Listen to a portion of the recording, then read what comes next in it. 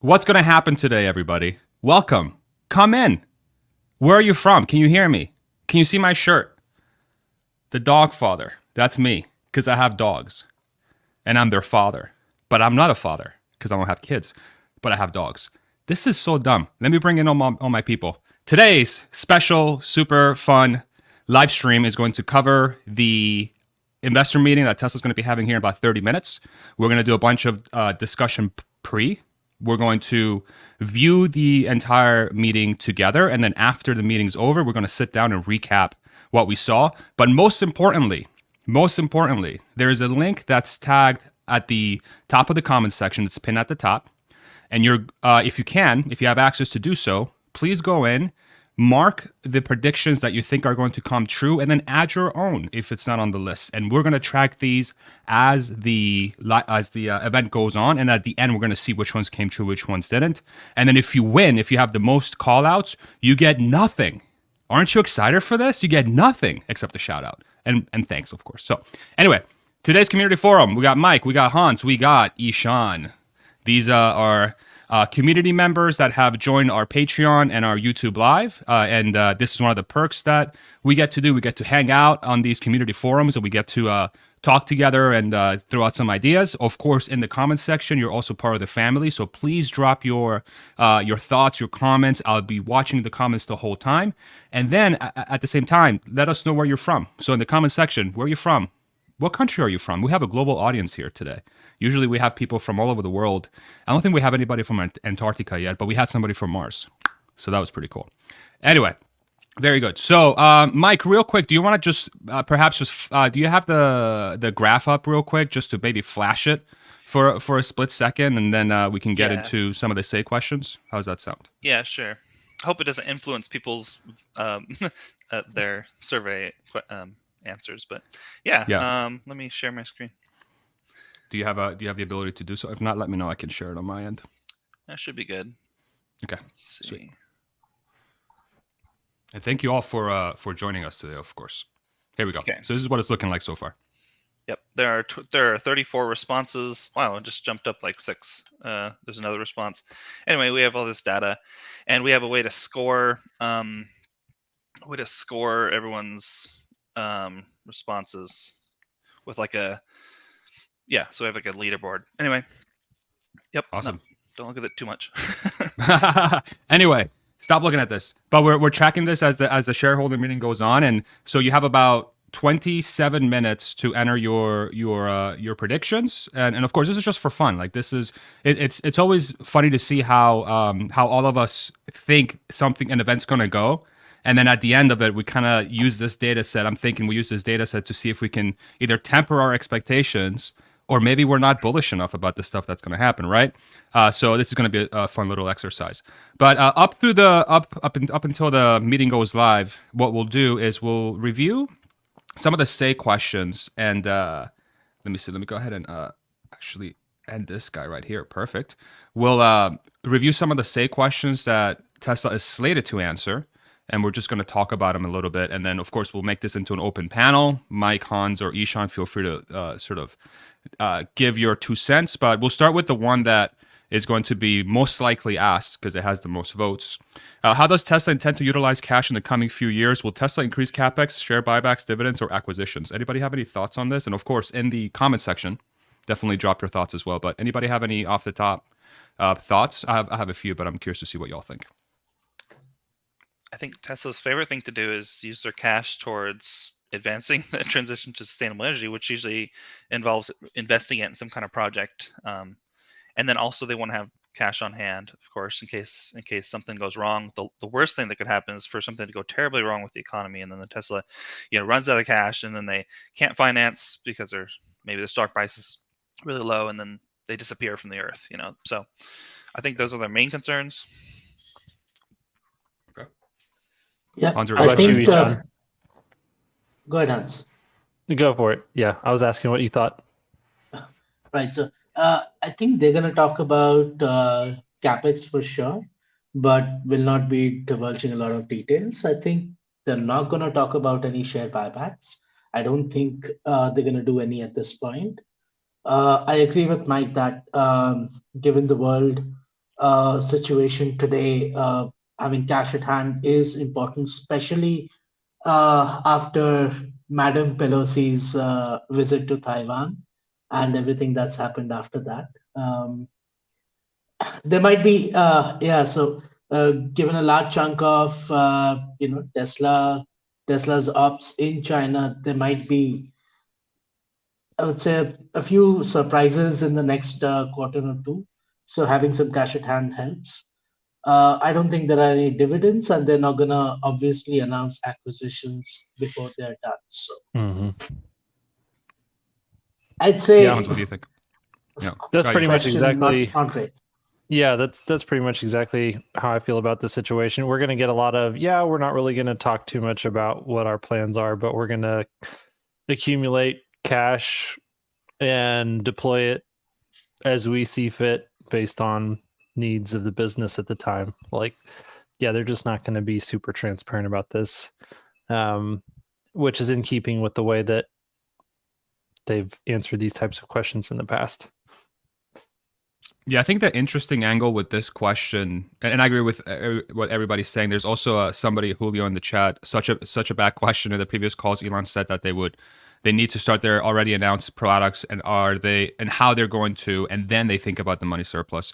I think the really interesting dynamic we have going on here is with the potential recession, not recession that we're in, and we're going to get into. I have no idea, but there seems to be a trend towards an economy that's kind of grinding to a halt in a way, and I'm curious to see how much a huge cash reserve for Tesla is going to open up doors for them to maybe invest in things we're not thinking about, acquisitions, things like that. Because I think Elon. I mean, last year Elon seemed to have predicted the recession or the not recession this year almost to like the month.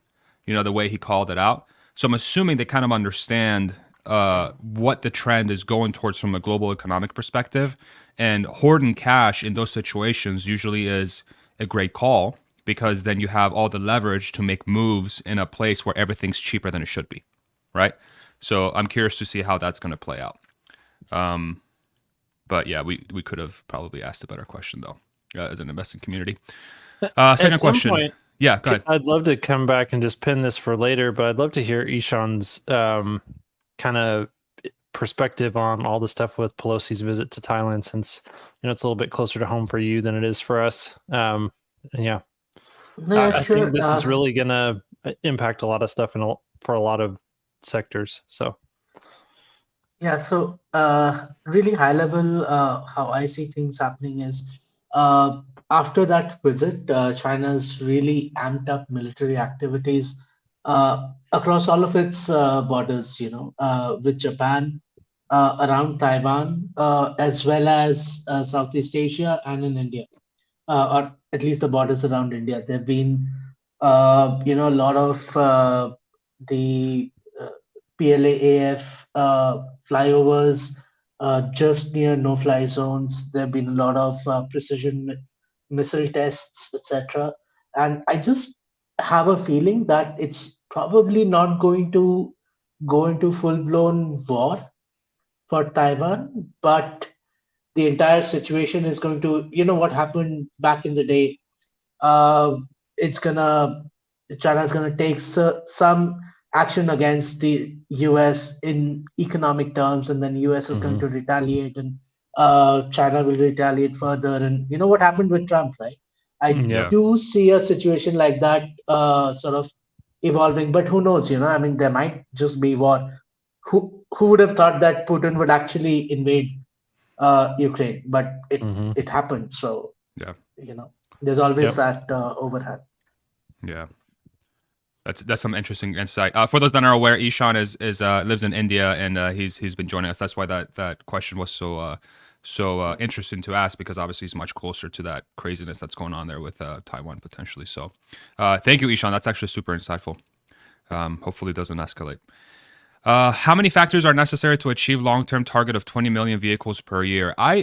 Correct me if I'm wrong, but I recall Elon being asked this at Giga Berlin launch, and he answers somewhere along the lines of either 10 more gigafactories or 10 total gigafactories, so which puts it between 10 and 15. So it seems like we already got an answer to the question. By the way, shout out to everybody who just crossed 1,000 viewers for the first time ever on the channel. Mwah! I love you. Thank you. Hit the like button if you can. If not, that's okay. Hopefully none of you from Bangladesh. So if you don't know, thumbs up in Bangladesh is basically giving someone the middle finger.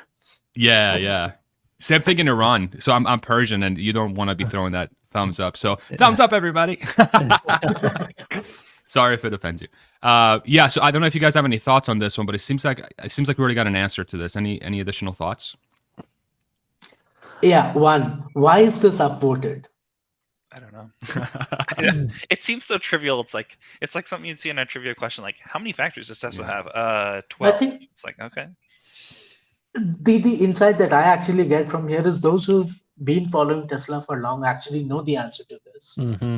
This just tells me potentially how many people who probably are not such long time Tesla followers or casual followers are in Say Technologies right now, which I think is a huge positive. Well, and the fact that they control a large number of shares. And so this, it's like they're potentially newer institutional investors that are very worried about, like, can you really execute on your growth goals? And they don't have confidence. And so they need reassurance from management that, yes, Elon can do like, if we can land rockets, we can do simple things. We can build more of the things that we already know how to build. Yeah, I think the better question is like, what kind of cool, juicy details do we have about the factories that make them more efficient? You know, like more space efficient, or more cost efficient, or more output. You know, stuff like that is more interesting. Yeah, I would love to hear them expand on that. Yeah. The cost curve. I think there was a slide on the Q2 earnings where they showed the cost to build the next models. I think Model Y, Giga, Texas, or Berlin had the lowest cost per unit produced or something, and it was like a third of the original Model S or something. So I'm assuming, like, okay, so what is your target? Like, how are you going to get to a 10th? You know, like, let's think about the cost curve and how that's going to come down. I agree. That would have been a interesting question. I don't know how many actually saw when Sandy went to Giga Texas. There was a video after that where he actually talked about how the entire factory was designed as if it was a semiconductor, right? Yes. And that something comes, a part of the body comes from the top, it gets dropped down to another part of the body coming from the bottom, clamp shut, car made, right? It's just so enlightening, you know? Yeah, so I mean, I don't have any worry that they can build the factories that they need to build, but I am interested to know how many factories are necessary, because, you know, I think people are expecting a whole bunch of new announcements, and they're waiting and they're saying, you know, if Elon doesn't announce some more factories, that they're not going to be able to get to the goal by 2030 or thereabouts. But, you know, based on what we're seeing in Shanghai, and then if Berlin and Austin are fully ramped, like, you know, Austin and Berlin are the next iteration after Shanghai. What's to say they can't both do 2 million a piece at first, like with just the single building that they have, and the new 3-dimensional technology and the space efficiency. And so if you've got two factories that can produce 2 million each, and then you go ahead and say, hey, we've got plenty of land here to where we could expand operations, like, you may not have to have but 7 or 8 total factories in order to get their total. So yeah, I mean, it would be nice to know what they're thinking on that front. But I think that they have indicated, based on the way they've talked about terafactories, more that they'd rather concentrate and do fewer factories with larger output out of each one over time. Yeah. And what's interesting there, so the signal there is that maximizing the unit production out of one facility sounds like it's going to be more economical than trying to reduce logistical costs of, it's cheaper than trying to reduce logistical costs if you're trying to be much more strategic about having multiple factories. Excuse me, I almost died. What the hell? Choked on my own spit. It's which is super counterintuitive to the Ford strategy. And so the Ford strategy, if you guys watched the excellent interview that Sandy Monroe and the Ford team had, and props to Ford and that team. I think they came across sounding really well, and they seem to be doing the right things as well. But they said they had 60 factories, and they Assembly produced plants. assembly plants. Yeah, between 4 to 6 million.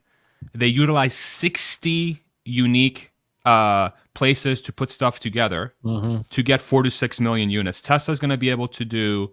Tesla has a capacity for half of that already with 4, without ramping them.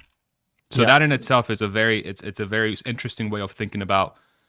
Like, it almost makes this question sort of like irrelevant, because then the answer is it's going to be way less than anybody else. So why is that even important, right? But of course, you still need visibility into how the company's planning to ramp. So, Another thing, if you think about it, just by the factory footprint, right? 2D as well as 3D.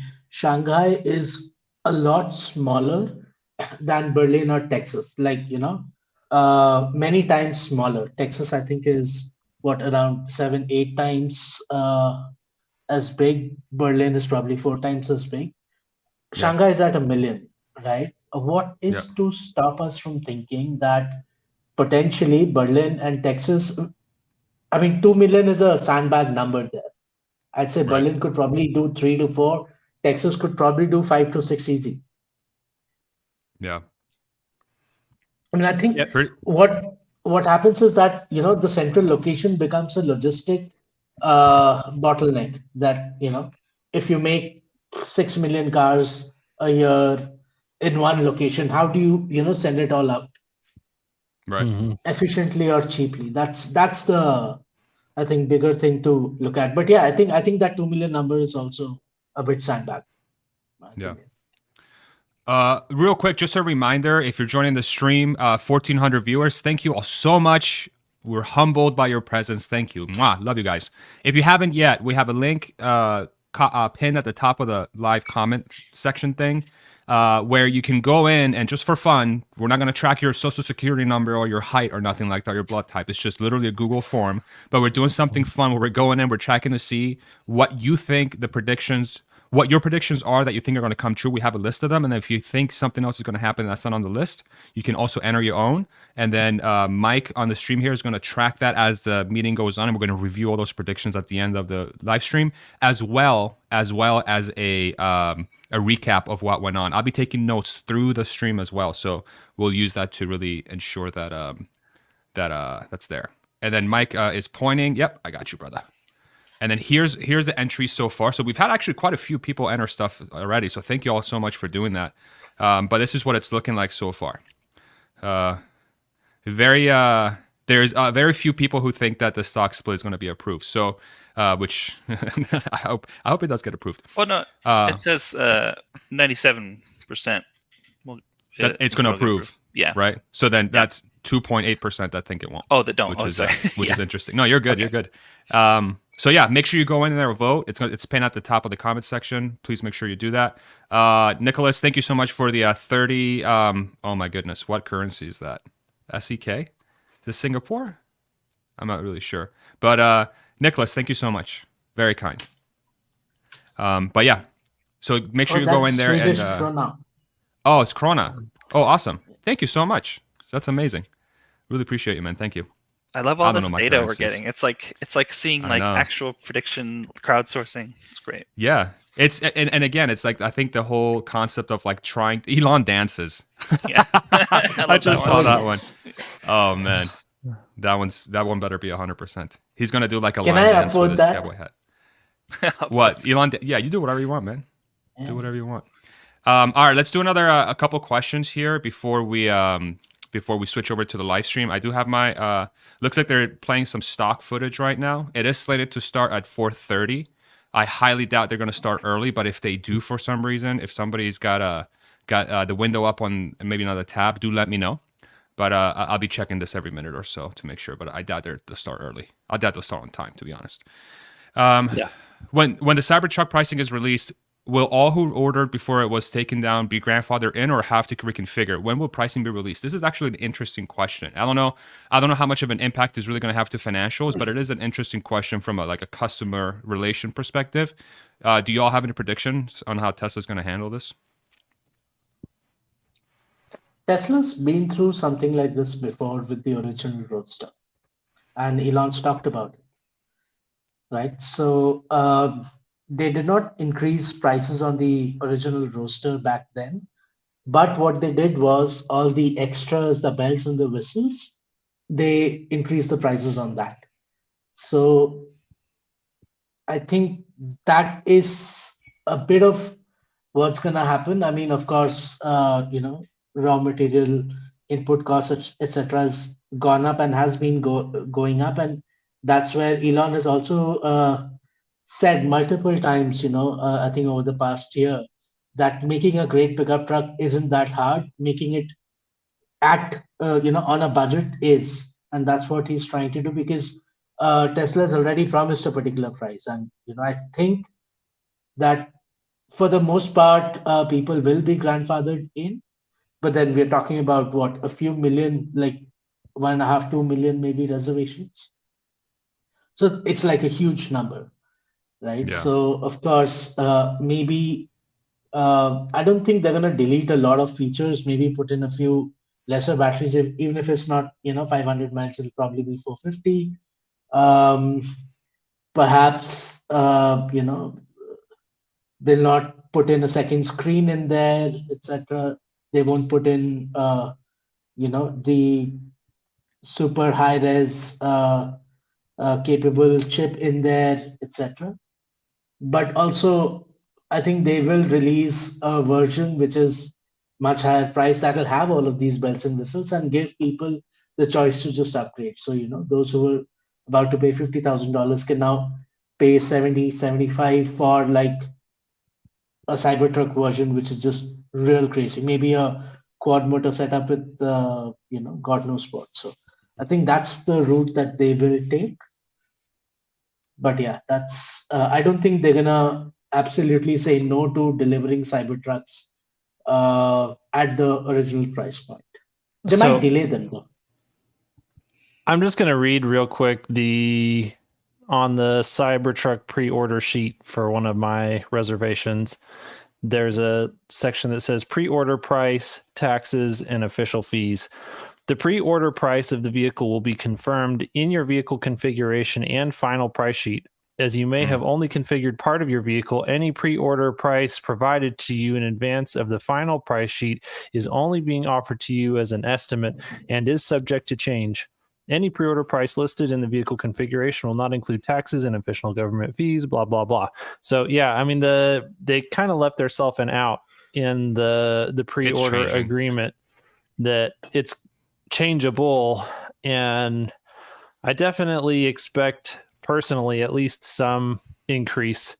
I don't know if they'll bring it all the way up to full price or not, and they're doing all new configurations anyways. So yeah, that's my take personally. I'm expecting higher prices. I think that's gonna be like the lever they'll pull. So we've kind of reconfigured the car completely, like either by accident or on purpose.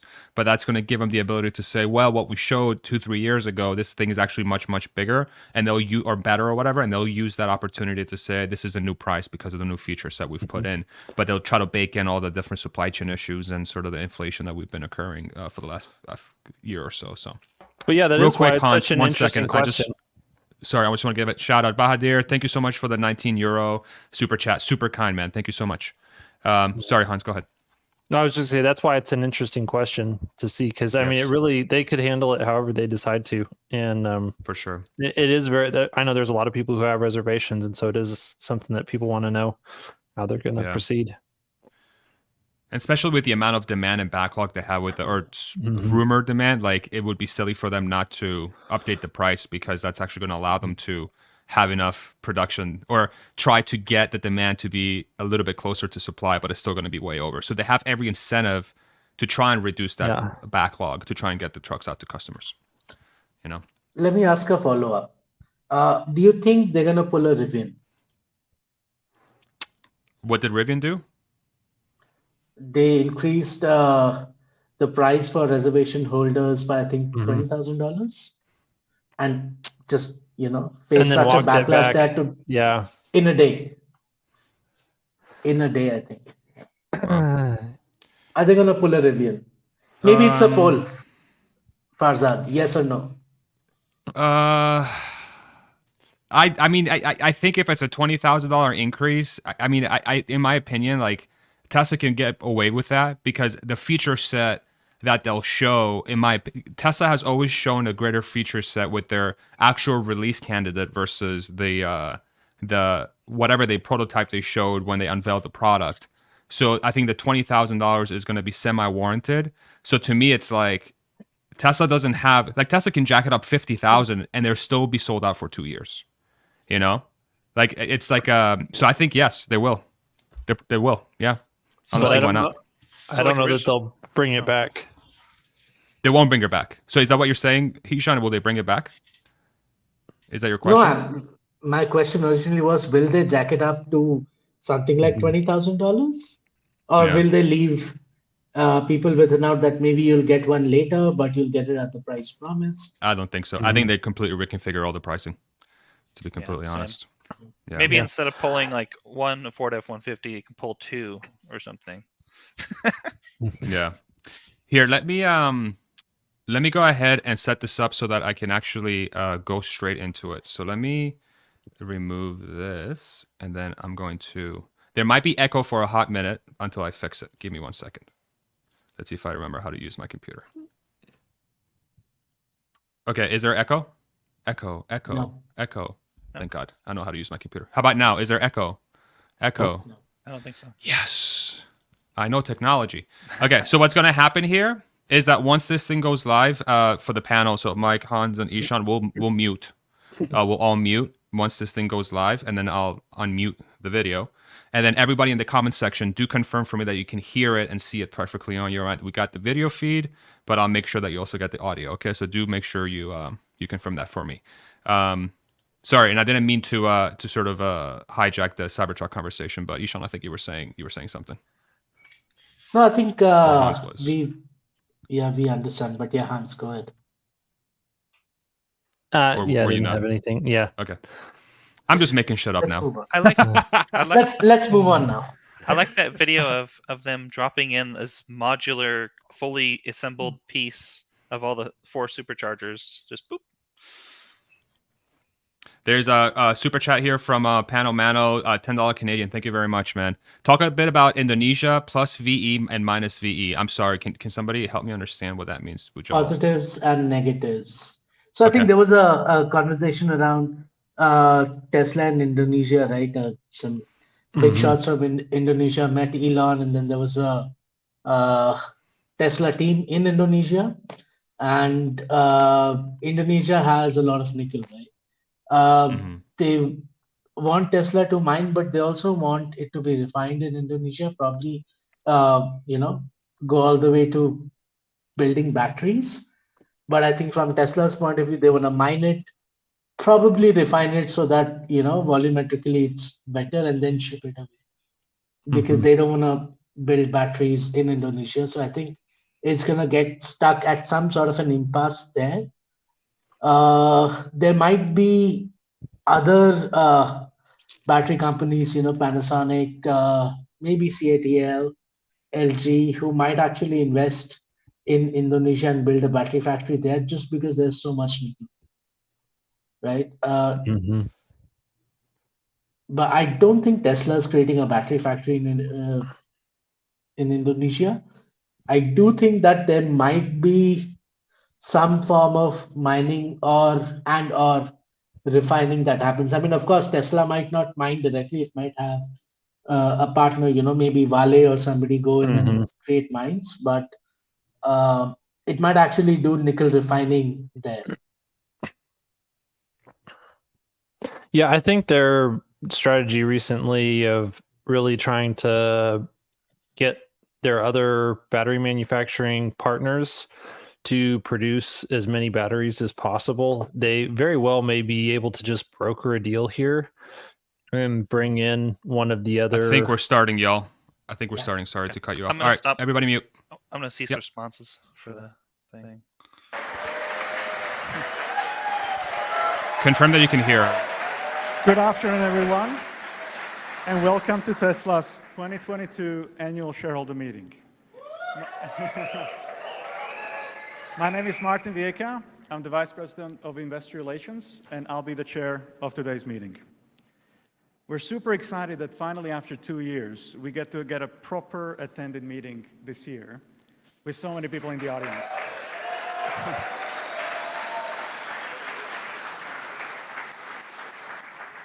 We have more people in the audience this year than we've ever had before. But first and foremost, I just really wanted to thank all of our investors, and particularly our retail shareholders, that have been just so supportive and just so engaged over the years, and especially to those who have cast their ballot in the last few weeks. Each vote really matters. So, thank you so much for taking time to cast your ballot and do your part in the annual vote. And we're hopeful that from now on, every year, you will be casting your ballot.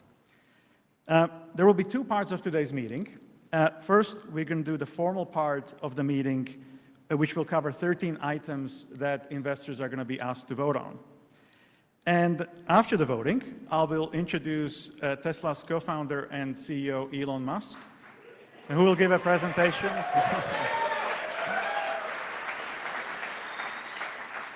Who will give a presentation about Tesla and the year in review. At this time, I would like to thank members of the Tesla team and the board who are here with us today.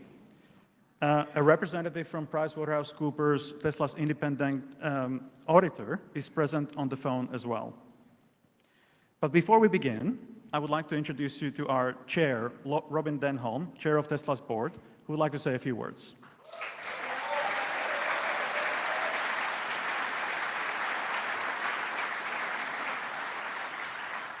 Okay, this is the short part of the agenda.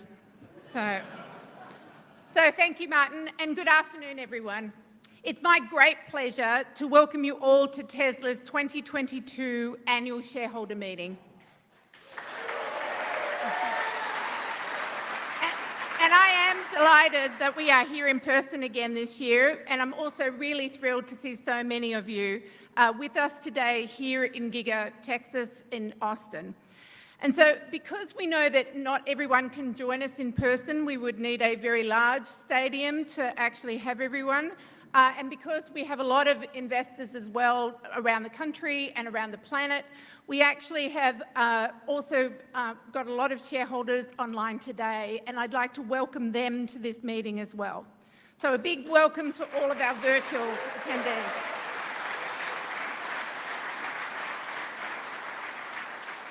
I would also like to thank our amazing investors and acknowledge you, because without you, we would not be here today.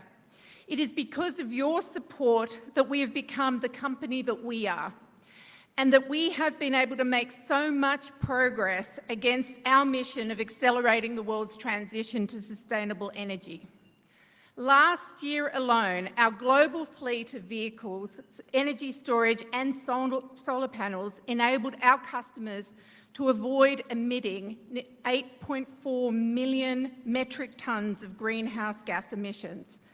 And to put that in context, that means that we avoided emissions by using Tesla products last year. It was the equivalent of driving gas-powered cars for 20 billion miles.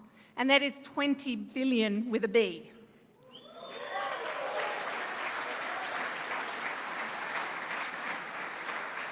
And as you all know, that we are still in the very early phases of this transition. And as I mentioned last year, by 2030, we aim to sell 20 million electric vehicles per annum.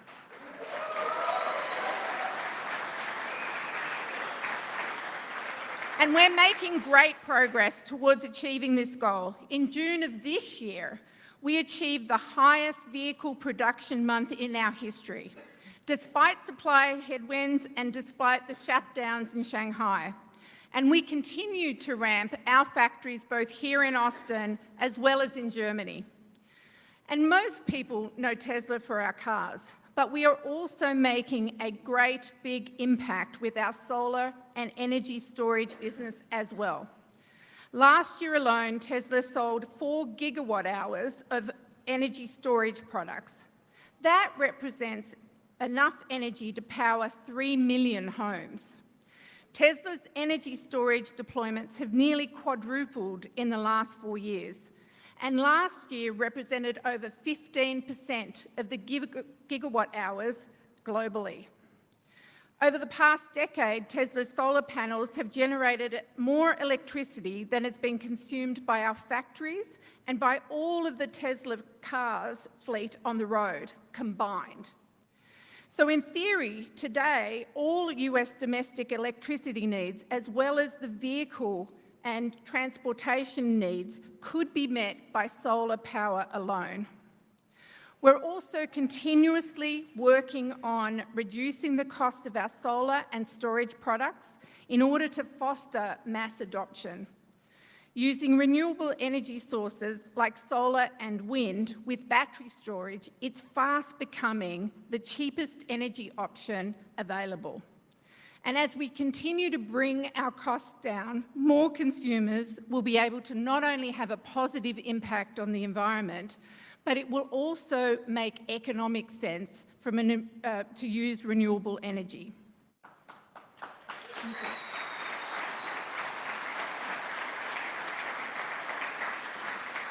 As we discussed in our impact report, we're constantly working to improve not only the positive impact of our products, but also to reduce the energy and water consumption that we are using in our manufacturing process.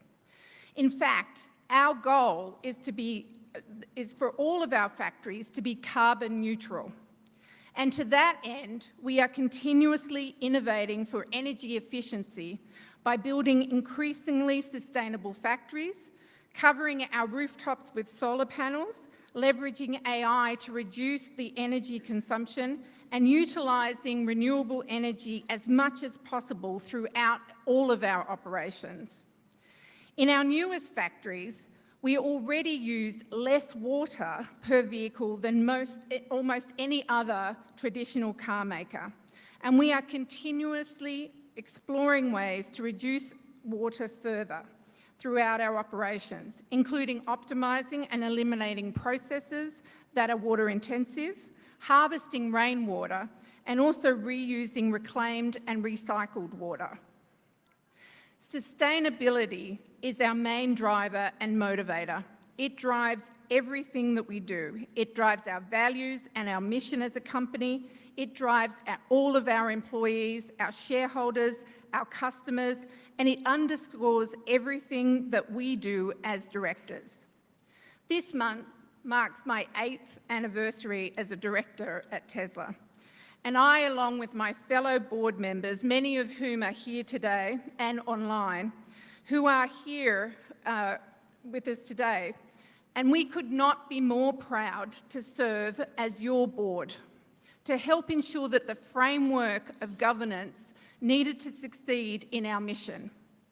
Our governance model has enabled us to remain focused on making decisions that matter, often bold decisions that unlock growth potential.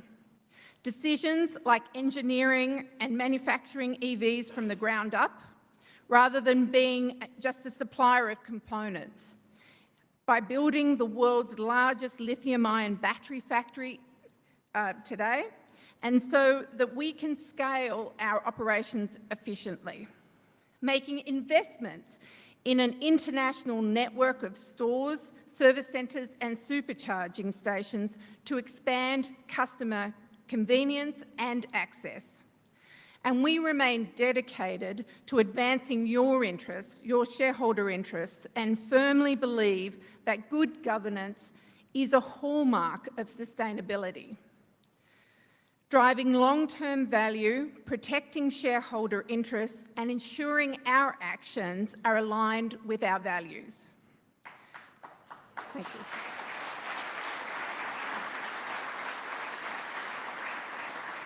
And as directors, we listen to and value your voice and input. And whether it be by submitting comments and questions during our earnings calls, or communicating with us through our board portal, or attending and interacting with us at events like this, and this shareholder meeting today. I'm excited also to announce that we have recently launched a new shareholder platform to facilitate your interaction with management, participating in company events, and receiving information directly relevant to you as a shareholder.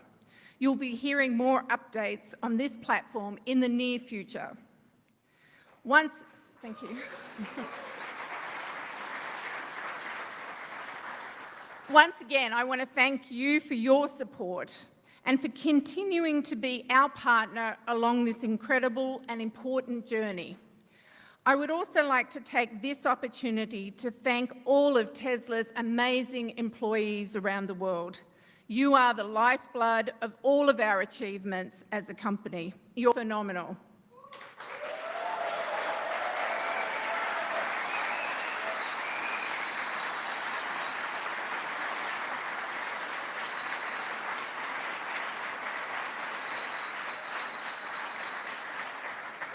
And lastly, I would also like to thank Larry Ellison, who has diligently served as a director over the last 3 years.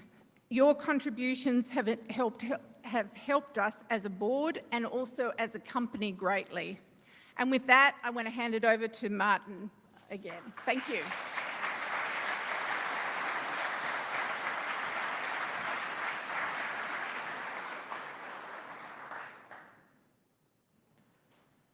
Thank you very much, Robyn. I will now call the meeting to order. The time is now 4:42 Central Time PM, and I declare that the polls are now open. We have already received over the past few weeks voting proxies from our stockholders, meaning that almost all the votes have been counted, were already submitted before this meeting. However, if you wish to vote your shares, or if you would wish to change your vote, you may do so through the virtual meeting site. For those here in person, ballots and ballot boxes were made available for you prior to the meeting. Tesla's board of directors has appointed Computershare Trust Company to serve as an inspector of election for this meeting. Computershare has taken and signed an oath as inspector of election and has certified that starting on June 23rd, 2022, the proxy materials or the notice of internet availability of the proxy materials well mailed or provided to all Tesla stockholders as of record day of June 6, 2022. We have majority of outstanding shares represented at the meeting, so I declare that there's a quorum present and that we may proceed with a meeting. The items on the agenda are as follows. Number 1, the election of 2 Class 3 directors, Ira Enterprise and Kathleen Wilson-Thompson, to serve for a term of 3 years or until their respective successors are duly elected and qualified. If Proposal 2 of the agenda is approved, then Mr. Enterprise and Ms. Wilson-Thompson would serve for a term of 2 years or until their respective successors are duly elected and qualified. Number 2, to adopt amendments to our certificate of incorporation to reduce director terms to 2 years. Number 3, to adopt amendments to certificate of incorporation and bylaws to eliminate applicable supermajority voting requirements. Number 4, to adopt amendments or certificate of incorporation to increase the number of authorized shares of common stock by 4 billion common shares. Number 5, to ratify the appointment of PricewaterhouseCoopers LLP, Tesla's independent registered public accounting firm for the fiscal year 2022. Tesla's board has recommended that our stockholders vote for each of the director nominees and for each of those proposals. We have also received 8 stockholder proposals as described in our proxy statement. I would like to remind our stockholders that Tesla's board has prepared a statement in opposition to each of those proposals, which appear in our proxy statement. The first stockholder proposal is an advisory vote regarding proxy access. Our board has recommended that our stockholders vote against this stockholder proposal. This stockholder proposal is proposed by James McRitchie, who is on the line to present the proposal. Mr. McRitchie, I would like to invite you to speak. You have 3 minutes. Thank you. Tesla's opposition statement says the board recognizes proxy access is a topic of growing interest in the investor community. Unlike 79% of the S&P 500, our board has failed to adopt any provision to provide shareholders with a real voice in directly nominating board members, our representatives on Tesla's corporate governance. Instead, the board promises to continue to monitor the topic. Tesla further argues our proposal provides no safeguards against corporate raiders to affect a change in control. Nonsense. Our proposal is limited by law to 500 words. It simply asks the board to allow long-term shareholders who've owned at least 3% of Tesla continuously for 3 years or more to be able to nominate directors. Nothing in the proposal is binding. If passed, it is up to the board to add necessary safeguards, as boards have done at hundreds of other companies. Getting more than 50% of the shareholder vote may mean little at Tesla. Our proposal to eliminate supermajority requirements at Tesla won 56% of the vote at our 2020 meeting. Yet we are still voting on it this year. Are insiders at Tesla voting to block adoption? Our proposal to declassify the board won 55% at the 2021 meeting. Yet the board now wants a halfway measure. Instead of voting on directors every year, the board wants it to be every other year. How large of a majority is required to move our board to action? Because of the board's inaction, proxy advisors ISS and Glass Lewis recommended against the directors up for election at this meeting and against the halfway measure toward declassifying the board. As stated in the proxy access proposal, 2 of our largest shareholder proposals, BlackRock and Vanguard, voted in favor of 87 and 91% of shareholder proposals to establish proxy access during the last 3.5 years. Additionally, proxy advisors ISS, Glass Lewis, and Egan-Jones all recommend a vote for proposal number 6 at this meeting. Let's cut the bull. Give shareholders a direct voice in nominating directors. Vote for proposal number 6. Proxy access at Tesla is long overdue. Thank you. Thank you, Mr. Ritchie. The second stockholder proposal is an advisory vote regarding annual reporting on anti-harassment and discrimination efforts. Our board has recommended that our stockholders vote against this stockholder proposal. This stockholder proposal is proposed by the New York State Common Retirement Fund, whose representative, Emily Bogan, is on the line to present the proposal. Ms. Bogan, I would like to invite you to speak. You will have 3 minutes.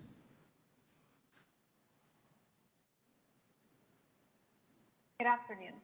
On behalf of New York State Comptroller Thomas Napoli, trustee of the New York State Common Retirement Fund, owner of over 1 million shares of Tesla valued at approximately $1.2 billion, I am presenting proposal 7 on the proxy. The proposal requests a report describing and quantifying the effectiveness and outcomes of company efforts to prevent harassment and discrimination against protected classes of employees, including but not limited to sexual harassment and racial discrimination. Tesla's 2020 Diversity, Equity, and Impact Report states, quote, "Insist on equitable practices, not just because it's the right thing to do, but because fair processes allow our team members to bring their whole selves to work. We value and include underrepresented communities at all levels of our company." End quote. Meanwhile, there have been multiple news reports, allegations, and lawsuits in recent years concerning gender and race discrimination at Tesla. These include a federal district court recently concluding that there was ample disturbing evidence to support the outcome of a California discrimination trial in October of 2021, at which jurors heard that the Tesla factory in Fremont was saturated with racism and that supervisors at Tesla's broader management failed to help. The judge added, and supervisors even joined in on the abuse.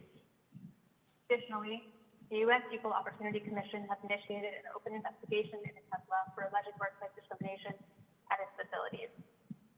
Finally, after receiving hundreds of Tesla's workers' complaints, the California Department of Fair Employment and Housing is suing the company over allegations of discrimination and harassment of Black employees at its San Francisco Bay Area factory. Shareholders need the information requested for the following reasons. First, it has been reported that most Tesla workers are subject to mandatory arbitration agreements.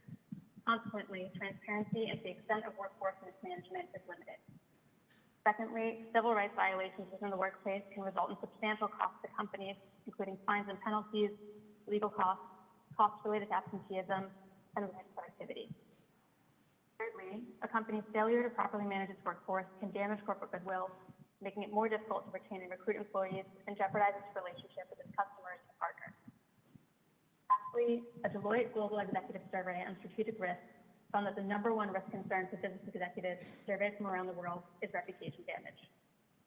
For all these reasons, shareholders want increased transparency into the requested data, policy, and practices so we can better evaluate whether the board is effectively exercising its oversight obligations, its efforts translate into improved performance in managing its workforce and reputation, and whether there's alignment between Tesla's stated policies and actions. Thank you for your consideration. Thank you, Ms. Bogan. The third stockholder proposal is an advisory vote regarding annual report on board diversity. Our board has recommended that our stockholders vote against this stockholder proposal. The stockholder proposal is proposed by Alex Lamb, whose representative Julia Cederholm from Arjuna Capital is on the line to present the proposal. Ms. Cederholm, I would like to invite you to speak. You will have 3 minutes. Good afternoon. My name is Julia Cederholm from investment management firm Arjuna Capital, and I move Proposal 8, asking the company to report on policies and practices to improve board diversity. That is, to attain racial and gender representation better aligned with the demographics of its employees and customers. Board diversity efforts are in the best interest of Tesla and its investors. Numerous studies show greater diversity leads to better company performance and increased shareholder value. Regulation has increased as the value of board diversity becomes more evident. At least 12 states have enacted or are considering board diversity requirements, and the NASDAQ requires companies attain at least 2 diverse directors. But more is needed. In a country comprised of 51% women and 42% minorities, current board diversity aspirations fall short. A board of directors whose diversity is reflective of its employee and customer base is better positioned to outperform. When a board includes diverse members, it can better recognize the unique needs and interests of its stakeholders. That is why 61% of investors believe boards should aim to reflect companies' customer base and broader societies in which they operate, according to a survey by Institutional Shareholder Services. Unfortunately, Tesla's board diversity is disproportionate with its employee base and U.S. demographics. The board remains majority white and majority male, despite a majority minority employee base. The board is made up of 25% racially or ethnically diverse directors, far below its employee base, which is 60% minorities. The board is also made up of only 25% women. Additionally, Tesla currently faces litigation with California State for failing to deal with allegations of systemic racism and sexism at the automaker. It's crucial Tesla addresses these issues head-on at the highest level of governance, its board of directors. While the company has said it's committed to board diversity, there are no quantitative board diversity goals. Such goals and transparent reporting are needed to create progress over time and hold the company accountable to its investors, employees, and customers. I urge you to support Proposal 8, requesting Tesla further diversify its board to reflect its employee and customer base. Such action can better position our company to respond to stakeholders' needs and concerns and ultimately improve performance. Thank you for your support of Proposal 8. Thank you, Mr. Cederholm.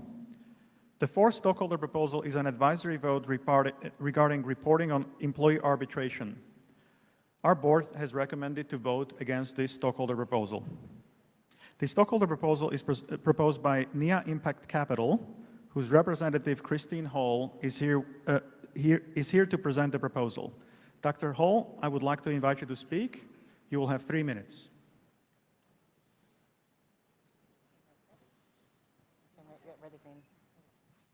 Hello, I'm Dr. Kristen Hull, founder and CEO at NIA Impact Capital. On behalf of NIA and our co-filers, I formally move proposal number 9.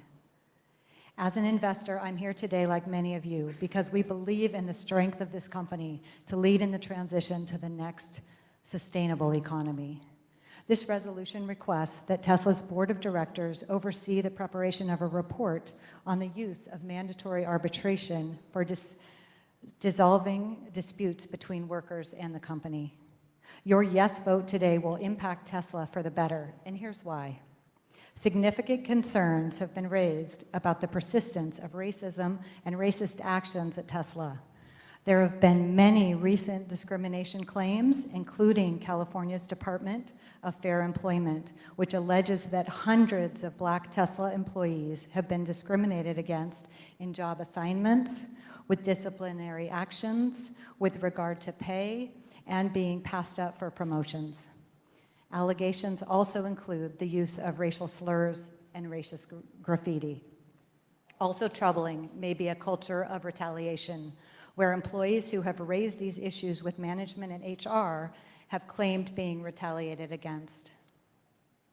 Given the grave allegations, it's time that investors get a look under the hood, or the frunk, as it would be with Tesla.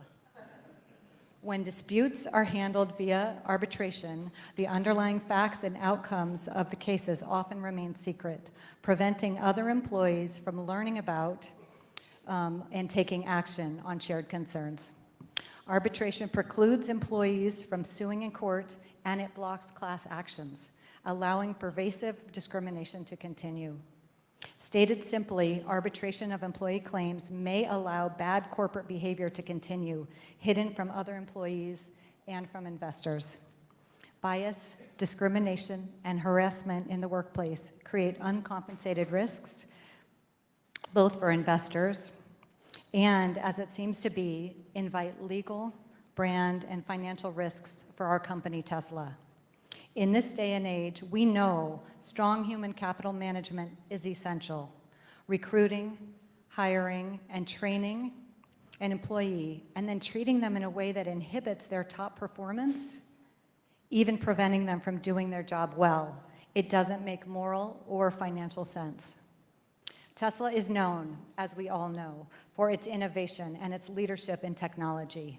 And now Tesla needs to rev up to solve this grave human capital issue. Tesla will need a smart, well-run, loyal, and devoted workforce, and, of course, loyal customer base to stay ahead. And frankly, racism has no place in a business seeking to lead our future. We at NIA ask again that the board evaluate the effects and the impact of arbitration on Tesla's brand, on its employees, and on its workplace culture. Thank you. Thank you, Dr. Hall. The 5th stockholder proposal is an advisory vote regarding reporting on lobbying. Our board has recommended that our stockholders vote against this stockholder proposal. This stockholder proposal is proposed by the Nathan Cummings Foundation, whose representative Lara Campos is on the line to present the proposal. Ms. Campos, I would like to invite you to speak. You will have 3 minutes.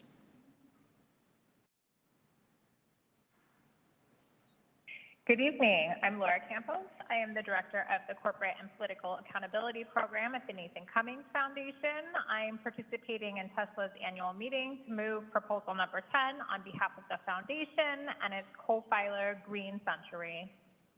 Proposal 10 requests that Tesla's board of directors evaluate and report on Tesla's direct and indirect lobbying and policy influence activities, and how those activities align with the goal of limiting global warming to 1.5 degrees Celsius. The proposal also seeks information on plans to mitigate risks presented by any misalignment that might be found. Here are just a few of the reasons we categorically disagree with the board's assertion that Tesla does not need to evaluate and report on its lobbying and policy influence activities. Unlike most other companies of its size and influence, Tesla does not appear to have strong governance mechanisms in place to ensure its political activities, including lobbying expenditures, support its business model and its mission to accelerate the world's transition to sustainable energy. In fact, the company earned an abysmal 0 points out of a possible 70 on the most recent CPA-Zicklin Index of Corporate Political Disclosure and Accountability. Tesla contends that a simple online search provides the information sought in this proposal. That is incorrect. To our knowledge, the only information Tesla discloses is found in its quarterly lobbying activity report, which all active registrants are required to file. These reports do not enable investors or the public to determine whether a company is taking a stance for or against a particular bill. Furthermore, this reporting does not reveal whether Tesla's advocacy is aligned with the Paris Agreement, and it fails to shed any light at all on indirect lobbying. Tesla's message to investors when it comes to its political activities appears to be, just trust us, we're the good guys. But that's simply not sufficient for a public company. Peers like GM and Ford have substantially more disclosure in this area. What's more, public statements by Tesla's CEO raise real questions about Tesla's actual stance on legislation intended to support the world's transition to sustainable energy. For instance, in a 2021 Wall Street Journal interview, Tesla's CEO expressed a lack of support for the Build Back Better Act, a centerpiece of the Biden administration's efforts to address climate change. In a statement indicative of the need for stronger governance mechanisms when it comes to political activities and lobbying, Tesla's CEO noted that, quote, no one at Tesla has actually brought up whether they care about this bill or not. We don't think about it at all, really, end quote. Completing the requested evaluation would ensure that someone at Tesla is thinking about the company's stance on critical pieces of major legislation that impacts not just the transition to sustainable Ms. energy, Campos, the 3 but our minutes have company's passed. bottom line. Thank you.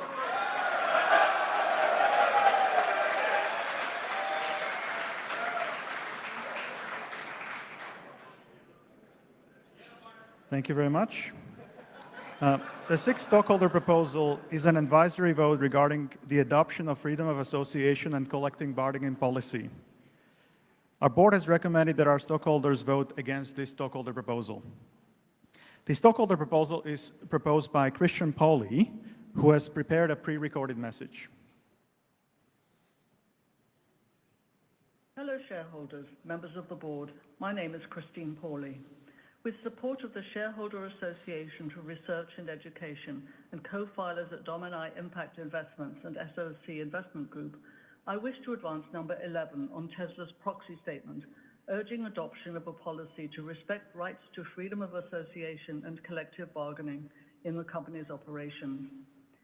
These rights can enhance shareholder value through improving health and safety, encouraging training and skills development, increasing productivity, promoting diversity, equity, and inclusion, and strengthening human rights due diligence. Yet in the face of public allegations of Tesla interfering in unionization efforts, a National Labor Relations Board ruling concluding that Tesla intimidated, threatened, and retaliated against employees to prevent their organizing, and the CEO's history of public comments on this topic, to aid informed investment decisions, investors require clarity on Tesla's approach to these fundamental labor rights and management of related risks. The board's response is cause for shareholder concern. Although the board states its commitment to human rights, Tesla's human rights policy omits mention of freedom of association or collective bargaining. The board points to Tesla's supplier code of conduct, which does include respecting the rights of workers to form and join trade unions. But in fact, this policy does not apply to operations, creating a double standard. The NLRB findings already mentioned challenge the board's claim that the company complies with all applicable laws, and often local laws fail to adequately protect these rights. Tesla's peers, including Ford, General Motors, and Goodyear, explicitly reference freedom of association in their human rights policies, which do apply to operations. Even non-unionized peers, including Toyota, Volkswagen, and BMW, have statements that respect rights of freedom of association or collective bargaining that apparently apply to operations. But Tesla's governance gap on freedom of association and collective bargaining represents material, reputational, regulatory, legal, and operational risk and creates workforce uncertainty. In the post-pandemic context of workforce organizing efforts at other major companies and growing interest in unionization, an explicit commitment to freedom of association and collective bargaining is essential. We urge the board to clarify the company's policies and practices to respect rights to freedom of association and collective bargaining in its operations. Fellow shareholders, I urge you to vote for this proposal. Thank you. Thank you, Ms. Pauli. The seventh stockholder proposal is an advisory vote regarding additional reporting on child labor. Our board has recommended that our stockholders vote against this stockholder proposal. The stockholder proposal is proposed by the Sisters of the Good Shepherd, whose representative, Sister Winifred Dorothy, is on the line to present the proposal. Sister Dorothy, I would like to invite you to speak. You will have 3 minutes.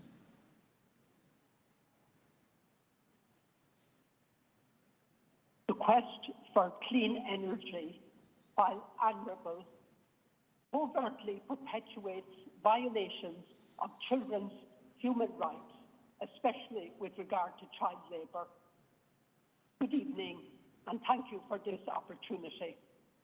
My name is Winifred Doherty, and I am representing the Sisters of the Good Shepherd, New York Province, which is a Tesla shareholder and the lead filer of this proposal, requesting Tesla issue a public report on how it will eradicate child labor in its factory supply chain by 2025. I hereby move Proposal 12 and encourage your support for this proposal. This ask is supported by the New York State Common Retirement Fund and international rights advocates. The Sisters of the Good Shepherd support the education and sustainable development of children and their families in cobalt mining communities in the Democratic Republic of Congo. Good Shepherd mission partners have witnessed firsthand the harms on the health, development, and education of children who are exploited by child labor and cheap labor and often enticed to work by a few coins. The harsh working conditions, lack of safety standards, and reports of abuse place every child at risk. Poverty, injury, and in some cases, even death is a daily reality. Article 32 of the Rights of the Child states that the child has the right to be protected from economic exploitation and from performing any work that is likely to be hazardous to or interfere with the child's education or to be harmful to the child's health or physical, mental, spiritual, moral, or social development. Despite Tesla's claim that no child labor has been detected in its EV battery supply chains, the company faces a class action lawsuit for allegedly aiding and abetting in the death and serious injury of children who claim they were working in cobalt mines in their supply chains. As stated in the resolution, child labor in the cobalt supply chain exposes Tesla and you, its investors, to financial, legal, and reputational risks. We demand supplier criteria that are binding, enforceable, and regularly monitored by independent auditors for compliance with international laws prohibiting child labor and with the company's own written policy. Sister Dorothy, I would like to remind you that 3 minutes have passed.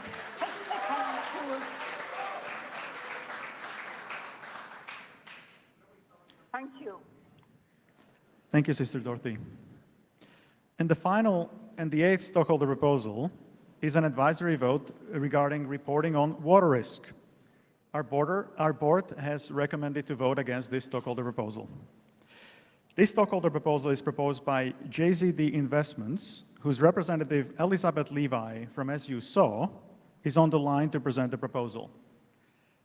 Ms. Levi, I would like to invite you to speak. You will have 3 minutes. Good afternoon, Chairman, members of the board. My name is Elizabeth Levy. Thank you for the opportunity to present proposal number 13. Climate change is causing more intense droughts globally, and those droughts are predicted to worsen. This climate change-related water scarcity poses material risks to our company. Large water-reliant manufacturing plants, including our companies, are facing increasing competition from high-value uses such as drinking water and agriculture, among others. This competition for water resources will only become stronger.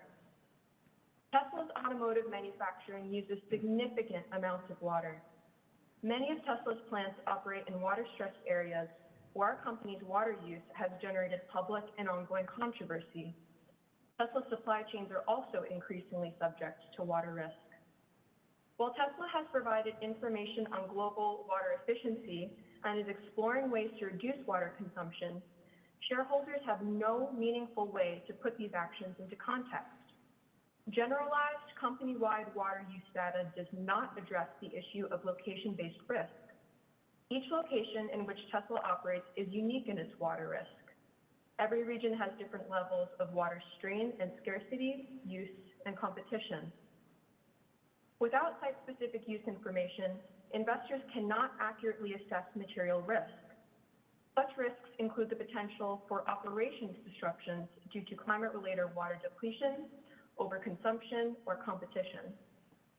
The company also fails to address how it can reduce the contentiousness of its interactions with communities in water-constrained areas, which increasingly poses reputational risk to the company.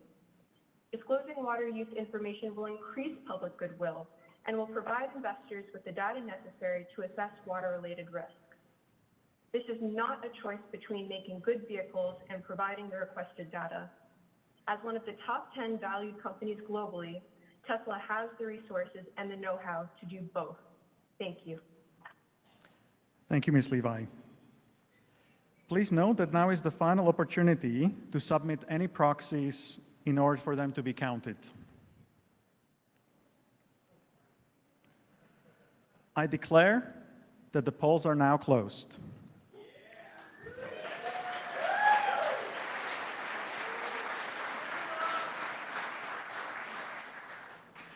Based on the proxies that we have previously received, I'd like to announce on preliminary basis that our stockholders have approved the recommendation of Tesla board on all agenda items except item number 2 regarding the reduction of director terms to 2 years, item 3 regarding elimination of applicable supermajority voting requirements, and item 6 for an advisory vote regarding proxy access. While over 98% and 97% respectively of the shares present and entitled to vote on items 2 and 3 did so, as recommended by the board, unfortunately, less than 2/3 of total outstanding shares, which were required to approve these items, submitted votes for these items. After the final tabulation is completed, we will formally announce the results of the voting by forming a Form 8-K within 4 business days of today's meeting. That concludes the official business of today's shareholder meeting, which is now adjourned.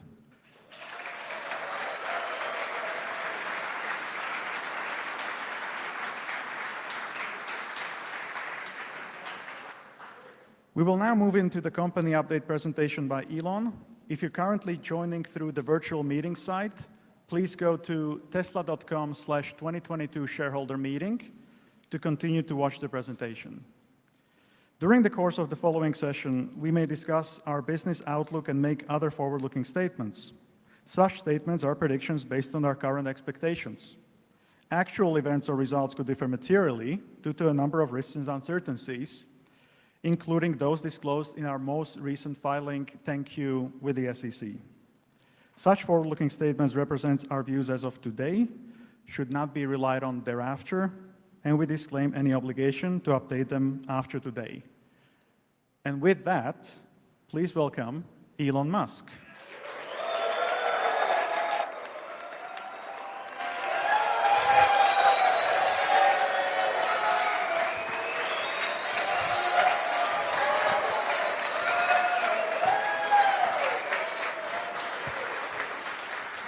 Welcome.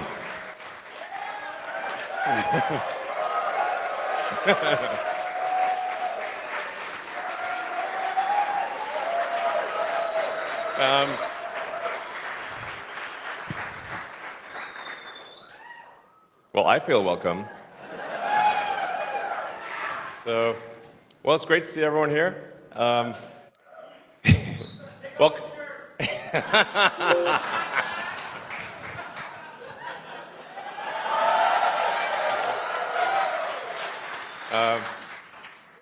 So, yeah, welcome to Giga Texas. All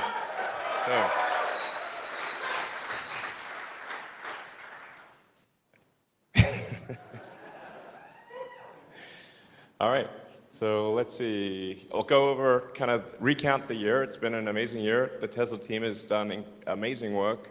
And I have to say, like, one of the things that, like, what do you enjoy most in life? I really, being able to work with a super talented group of people and to create great products and manufacture those products and deliver them to people and make people happy from those products, that's one of the best things in life.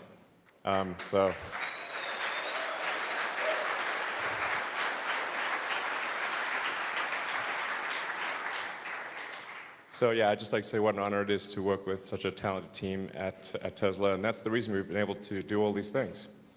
So, yeah, we're aiming to achieve a 2 million vehicle run rate by the end of the year.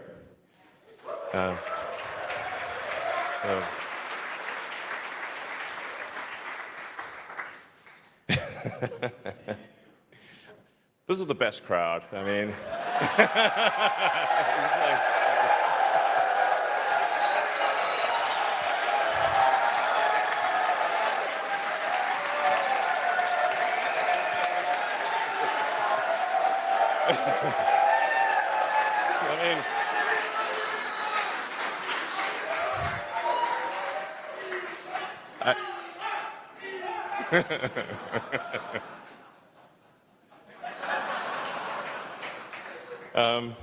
I love you guys too.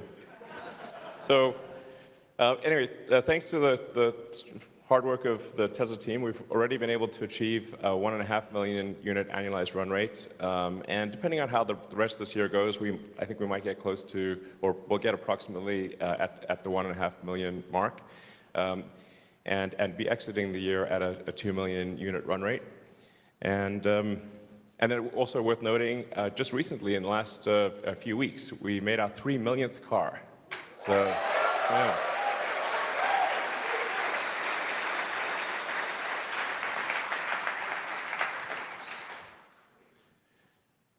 You know,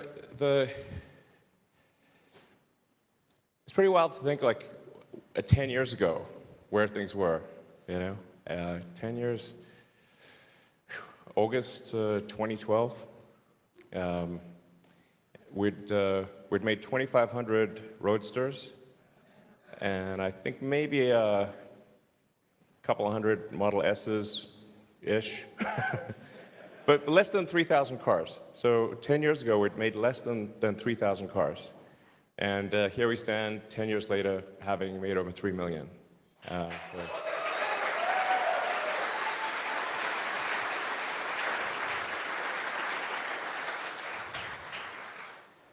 And actually, this is one of the cleanest exponentials I've, you know. It looks like one of those sort of, you know, business plan presentation things that doesn't actually come true, but, you know, you see it in the venture capital business plan situation. But it's actually true. That's the amazing part. Yeah.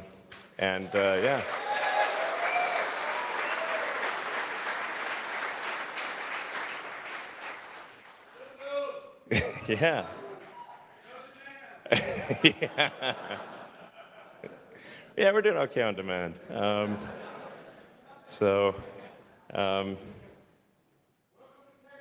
Thank you.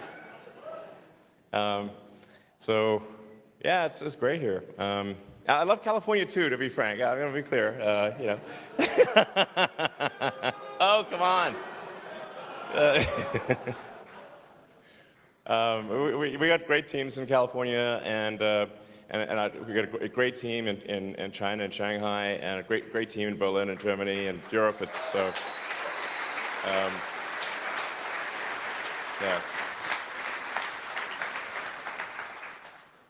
And I thought it's interesting to look at the cumulative profitability since inception.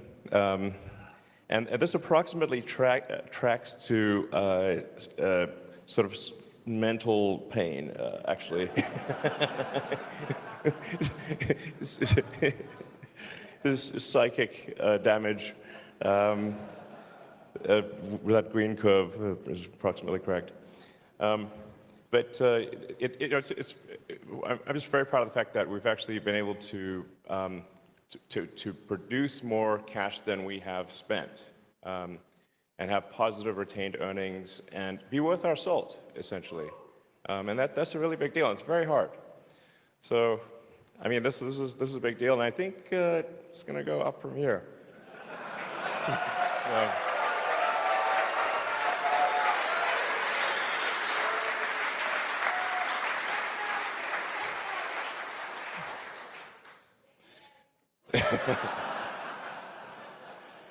So you can see we obviously had some challenges there in 2017, and then but since then our free cash flow generation has been very good and trending upwards, and this is really before autonomy really kicks in. We have autonomy to some degree, but solving autonomy is will really be an amplification of free cash flow to a degree that is, you run the numbers and it's like, wow, can it really be that crazy? But it could be that crazy. This year, I swear.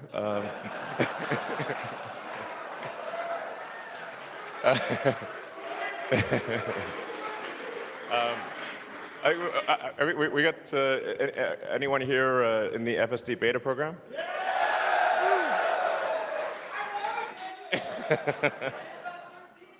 Sweet. Yeah, no, totally. Okay, well, I thought. All right. I thought you might ask that.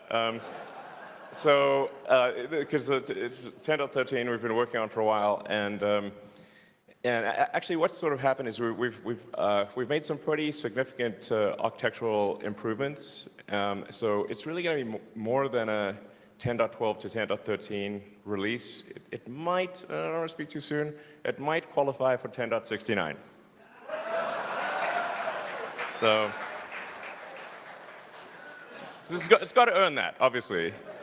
Can't just throw that out, But there's a lot of improvements, and especially in complex left turns. And yeah, we're going to solve Chuck's turn. Yes, 100%.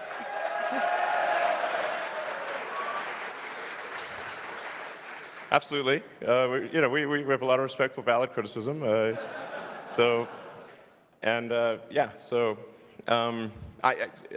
think we're at roughly 90% success rate with your turn. So, yeah, we're almost at 100. So it's looking good, and yeah. So I'm hopeful.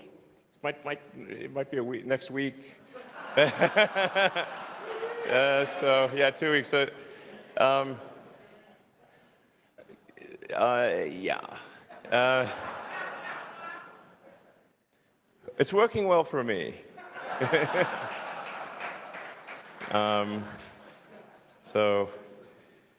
Yeah. So anyway, teams like working literally 7 days a week and making major improvements. And it's really interesting because we're effectively solving an important aspect of artificial intelligence, real-world AI for self-driving, which, when you think about it, kind of is what's needed to solve self-driving. Because how is the road system designed? It's designed for a biological neural net and eyes. And so naturally, the thing that would therefore work, the silicon analog, is cameras and silicon neural nets. And so sort of by accident, we're actually solving an important, I think, very useful element of artificial intelligence. And I definitely want people out there, talented people who are working on AI to consider working at Tesla, because I think we're solving just a very important part of AI and one that can ultimately save millions of lives and prevent tens of millions of serious injuries by driving just an order of magnitude safer than people. And there used to be a time back in the day where we'd have, this is super important. So.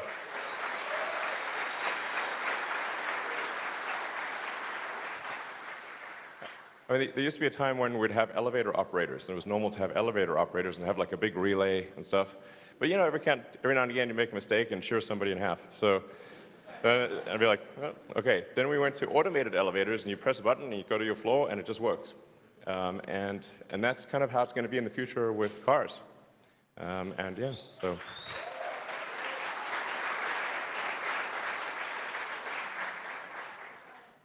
And then we'll have lots of interesting things to say on AI Day at the end of next month. So I'll leave that to next month, yeah. So, when we started out here, obviously we were told electric cars were impossible, and even if you could make an electric car with a couple hundred miles range, then nobody would buy it anyway, because people just love gasoline cars. So, when we started out, it was dumb to start a car company, and then dumb squared to do an electric car company. And we were told, you're never going to make money, etc. And we didn't for a while, but now we have the highest operating margin in the whole industry. So.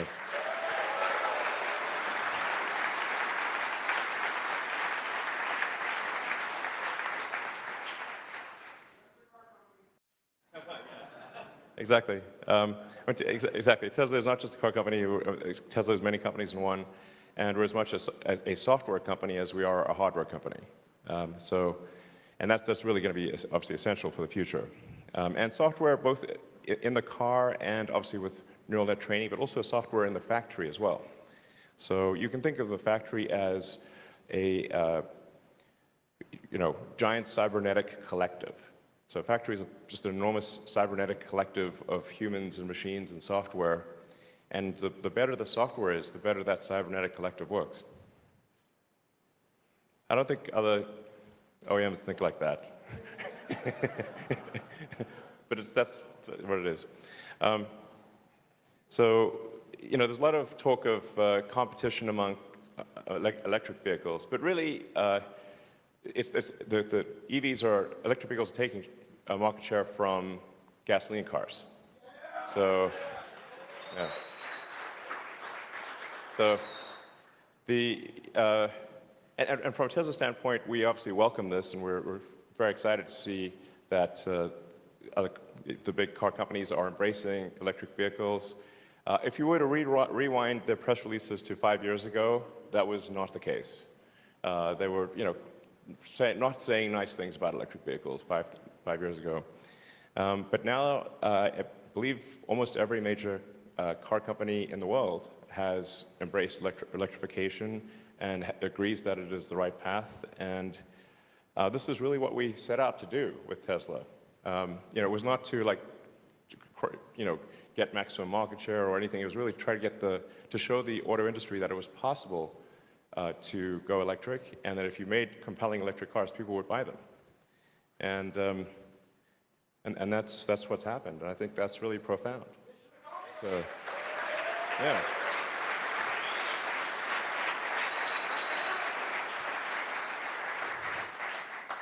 Also, when our competitors advertise for electric vehicles, every time they do that, our sales go up.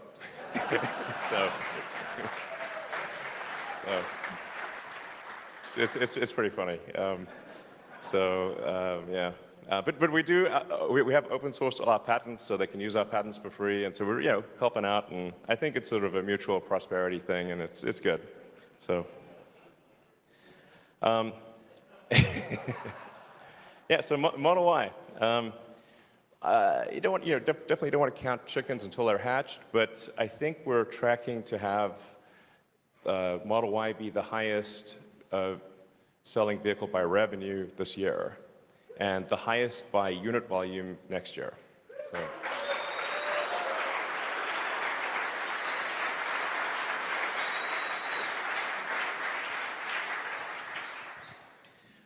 Still a lot of work to do. Like these factories don't just magically work. Still a lot of work to do in Berlin and here in Austin to spool up these 2 gigafactories. And we've got different supply chains, and so there's a host of problems. None of the problems are individually all that difficult, but there's like 10,000 of them. So the rate of production is like how fast can you solve the 10,000 problems, essentially. And we're solving them pretty fast, but a lot of work to do. And we might be able to announce another factory location later this year.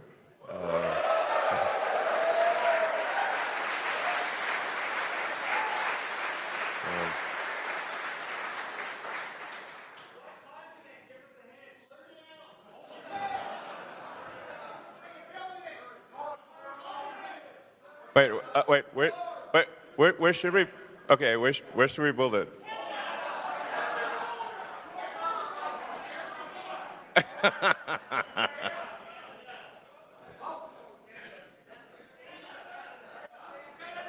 Okay, we got a lot of candidates. No, I'm half Canadian, so maybe I should, yeah. Well, I think ultimately we'll end up building, I don't know, probably at least 10 or 12 gigafactories, and there will be really gigafactories like output, aiming for average output of like 1.5 to 2 million units per factory, which is enormous. So.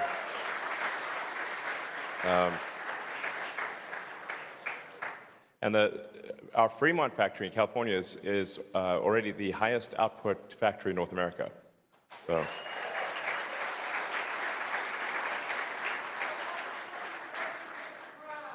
Sorry? Well, I think we'll have a friendly competition between Texas, California, Berlin. Shanghai is hard to beat, I have to say. Shanghai is our Shanghai team is just awesome. So they're yeah, anyway. great team there. So with respect to, sometimes you get this sort of, these bogus attacks of like EVs are somehow worse than gasoline cars, which is not true. The average life cycle emissions of an EV are dramatically lower than that of a gasoline car. I'm kind of telling you things you already know. But every now and again you think surely this nonsense has been put to bed, but it pops up again. But it's obviously an electric car is dramatically lower CO2 lifetime than a gasoline car. So anyway, that's kind of obvious. Now this is a thing that I think is super cool. If you add up all the energy produced over the last 10 years by Tesla solar panels, it is more energy than was used to manufacture all of our cars and charge all of our cars at superchargers and at home. This is like,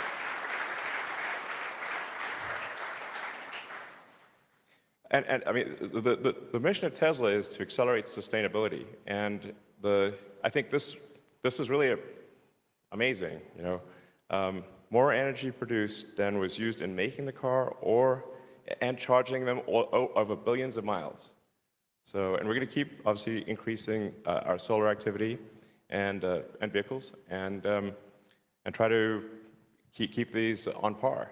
Because the three elements of a sustainable energy future are sustainable energy production, primarily with solar and wind, and then stationary battery packs to store the sustainable energy because of its wind and solar are intermittent, and then electric transport. And if you have those three pillars, you have a fully sustainable future.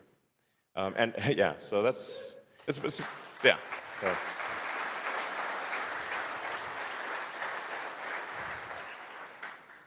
And obviously, battery packs are very recyclable. You can think of it like high-grade ore. Do you want to, crunch up a bunch of rocks or crunch up a battery pack, which is like super high-grade ore? So it's a no-brainer to recycle battery packs. And we are already recycling. I should point this out. So sometimes people wonder what's happening. We're already recycling over 50 a week in Nevada. So Tesla battery recycling is already underway, has been underway, and is scaling up. Now, cars are lasting quite a long time, so there's not that many batteries to actually recycle, because you kind of have to typically wait like 12 years or something, like quite a long time before the battery actually is no longer useful. Sometimes 15 years. So recycling starts off small, but then it becomes very significant long term.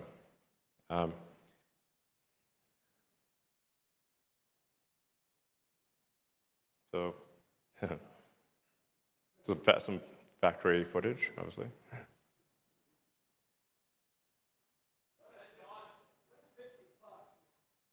Just 50 packs a week. Yeah. So yeah, that's what I was saying. Like, there's actually just not that many packs to recycle because there's not the vast majority of them are still in use.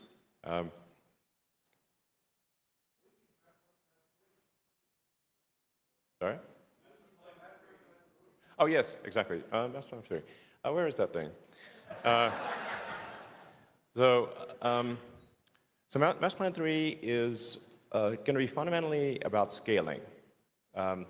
Just looking at the overall problem from a global macroeconomic standpoint and saying, what are all the things that are needed to achieve a fully sustainable economy? Because I think a lot of people don't know. And really, like, what tonnage of lithium, of cathode, anode, separator electrolyte, electronics, what are all the things that are needed, what are all the things that need to be done in order to transition to a fully sustainable global economy? Which I think, the sooner we do that, the better for the planet. And I think just articulating that and just making it clear that this is absolutely doable, and it is being done, and we just want it to be done as fast as possible. Because I think a lot of times, I meet a lot of people out there who have lost hope. They think it's too late, and they think there's no chance, and the Earth is doomed. It's like, it's not doomed. Okay, it's yeah.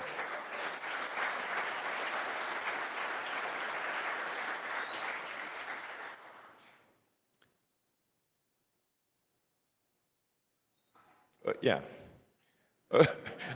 Earth can and will be saved. Yeah.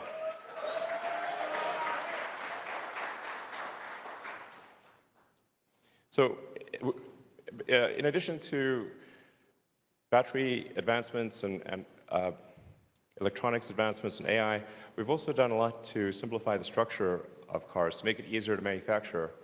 And one of the things we've done is create the largest castings that have ever been done. And they're very complex castings. And so we're able to take 171 pieces of metal and go from 171 pieces to 2. And in the process, make it lighter, stiffer, with better ride handling, better noise, vibration, harshness, better sealing against water. So it's really better in every way. And yeah, so.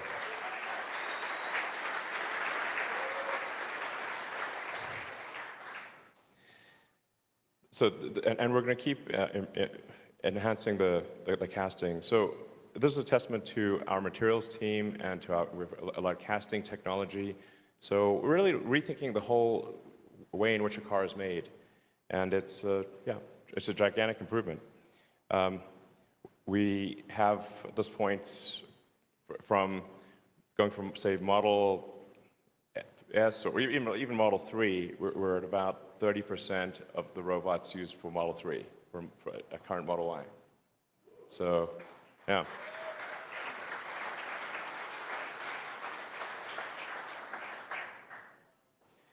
We've also improved the layout of the factory. So the factory is sort of a single, or close to a single monolithic factory with a very straightforward flow.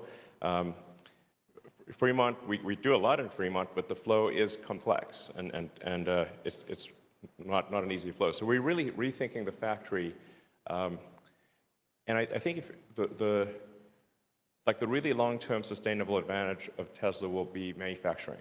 I mentioned this before, but obviously everyone will have electric cars. All manufacturers will have electric cars, and eventually, it'll probably take longer than they think, but eventually all cars will be self-driving. And the thing that will be hardest to replicate is Tesla's manufacturing technology. So this is actually very important from a long-term standpoint.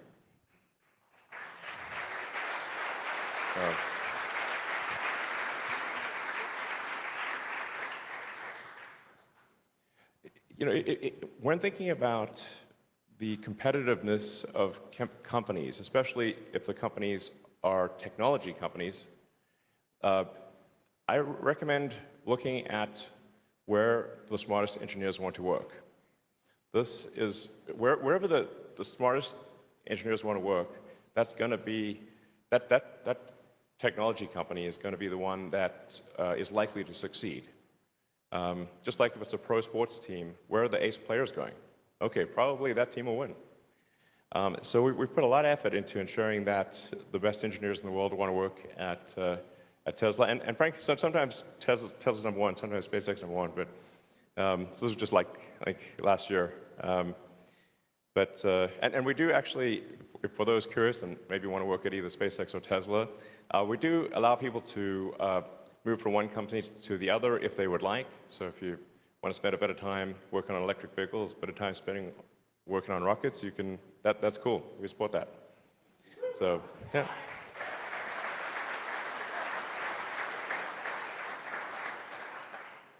And we've also made a lot of improvement with factory safety. So I think we believe we now have the best factory safety in the industry, and so we're excited to have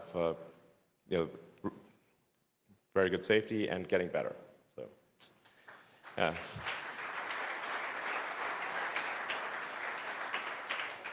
And a bunch of this is driven by just encouraging people within the factory to submit ideas for safety improvement. And we've passed our goal of 3 suggestions per employee this year. And this really is a game changer for improving safety. So, and yeah.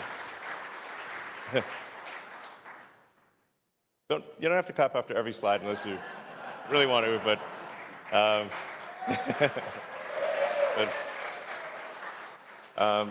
so there's a lot of interest in working at Tesla. We had 3 million job applications last year. So, sorry? Yeah, it's true. So a lot of interest in working at Tesla. Now, some people may occasionally have encountered a supercharger that didn't work. But in general, the uptime of our superchargers is extremely good. And we just try to make it super smooth. And because our superchargers are always connected, like the car is always connected, our feedback loop for fixing a supercharger is very quick. And obviously, we keep upgrading the supercharger capability. We're now at version 3. We'll start rolling out version 4, I don't know, maybe next year. So the superchargers get better and better. And who knows, actually, I don't want to give away But let's just say that there's some cool stuff happening on the supercharging front. So,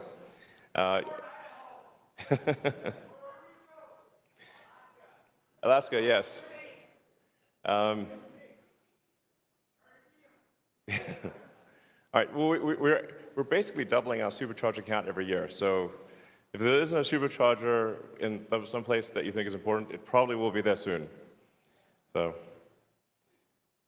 we've also made a lot of progress on safety. So our cars are already the safest in the industry. So we have the lowest probability of injury of any cars ever tested by the US government. And we update this in real time. So because our cars are connected, this is a big difference. All the other cars, with rare exception, are not connected. So the manufacturers don't really know what happened in a crash. But in the case of Tesla, we are able to look at crashes and see how can we improve the safety and look at the crashes, improve the crash structure. Also, we improve how the seat belts tension and how the airbags deploy. So in these updates, if we figure out, oh, there's a slightly better way to deploy the airbags to improve the safety in a crash, we'll actually do an over-the-air update to improve the way that the airbags deploy or the way that the seatbelt pre-tensions. And we're now starting to include our Tesla Autopilot AI to be able to see if a crash is about to occur, and if it sees that a crash is about to occur with 99+% probability, then it will activate the seatbelt pre-tensioners and deploy the airbags, as opposed to what the vast majority of cars do is the vast majority of cars are only able to deploy airbags when the crash is happening. And so that makes the airbag deployment a lot more violent, but if you can anticipate the crash, the airbag deployment can be much better than just impact. So, yeah.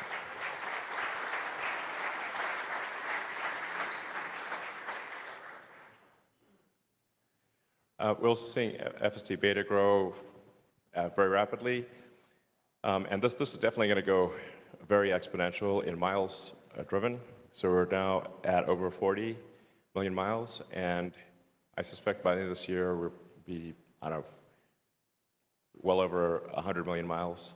So, and we're still tracking very much to have widespread deployment of FSD beta this year in North America. So yeah. So I should say, if basically FSD beta will be available to anyone who requests it by the end of this year. So.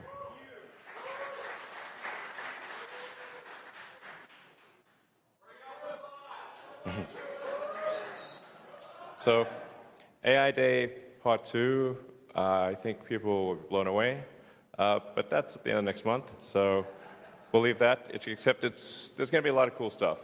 So, now I'm sort of surprised that people, or at least like analysts out there, are not really understanding the importance of the Optimus robot. My guess is Optimus will be more valuable than the car than long term. And in fact, it'll, I think, turn the whole notion of what's an economy on its head.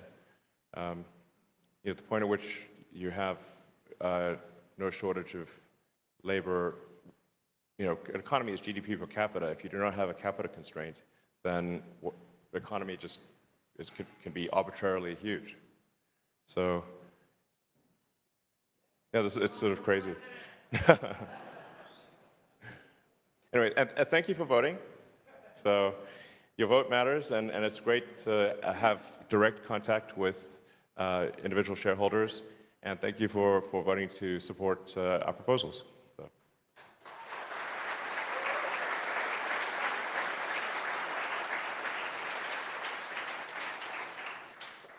So the next decade,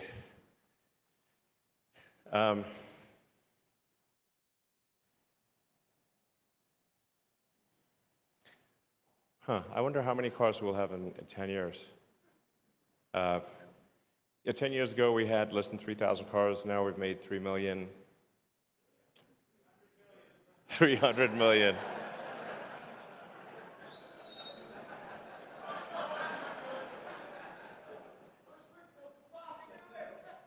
I'd say 100 million is pretty doable. So, I'd be surprised if it's not over 100 million in 10 years.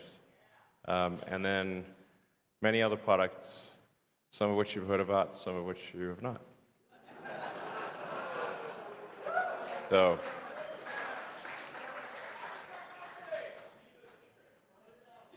blurt it out. All right.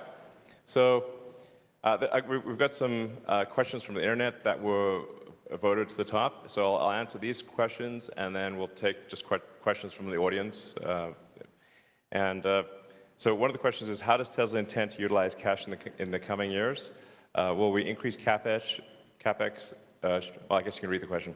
Share buybacks, dividends, or acquisitions? Well, it's interesting, Tesla has actually done very few acquisitions. Apart from the Solar City acquisition, it was the only really big acquisition we did, and then the next largest would be Tesla Groman. But Tesla's actually used a remarkably small amount of its equity to do acquisitions compared to other companies. The vast majority of our growth, basically 90% of our growth, has been organic, which I think is actually a really good thing. But if we do see interesting companies, we will acquire them. But it's quite rare for us to acquire Nate, where we were building primary housing units at twice the rate of household formation, which obviously doesn't make sense. And there were a lot of companies that were over-levered. The leverage or debt that companies have right now is relatively low. So, yeah, I would say probably, mild, moderate recession, maybe 18 months-ish. And I think inflation is going to drop rapidly. That's my guess. I don't know. What do you guys think? Sound about right? Okay, great. All right, cool. Yeah, the Tesla robot essentially changing the economy. Like, how can we base an economy on automation, AI? With the full self-driving that's being implemented, you're going to have a full fleet of vehicles that can drive themselves. You'll have these robots that can go and get into your vehicle and place things.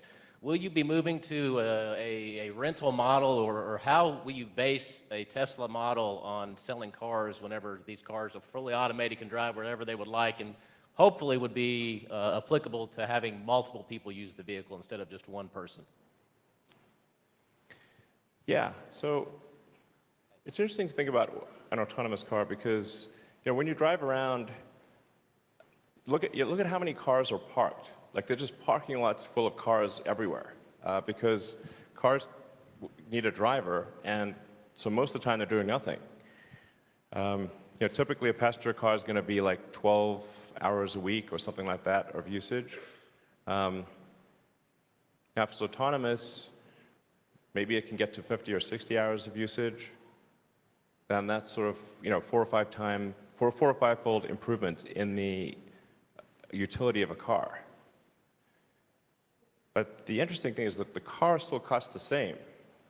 So in that scenario, at least for some period of time, the effective gross margin on an autonomous car kind of boggles the mind.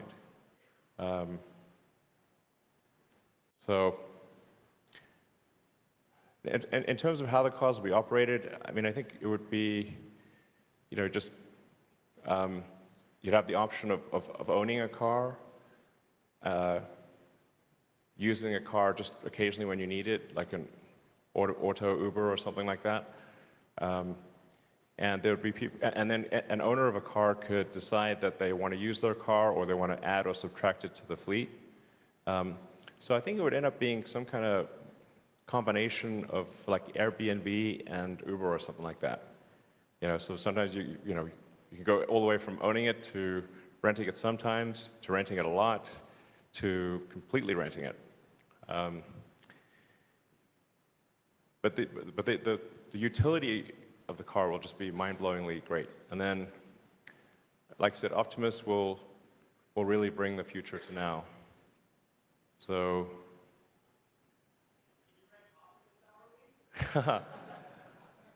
yeah, maybe. Maybe you could rent Optimus hourly. Yeah. I mean, assuming we get all these things, we do all these things, I think probably Tesla will be the most valuable company in the world. So.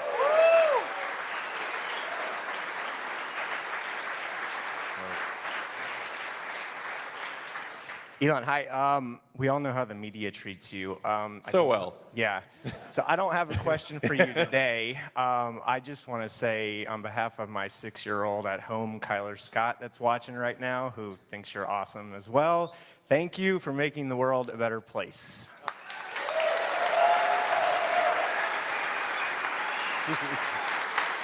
Thank you.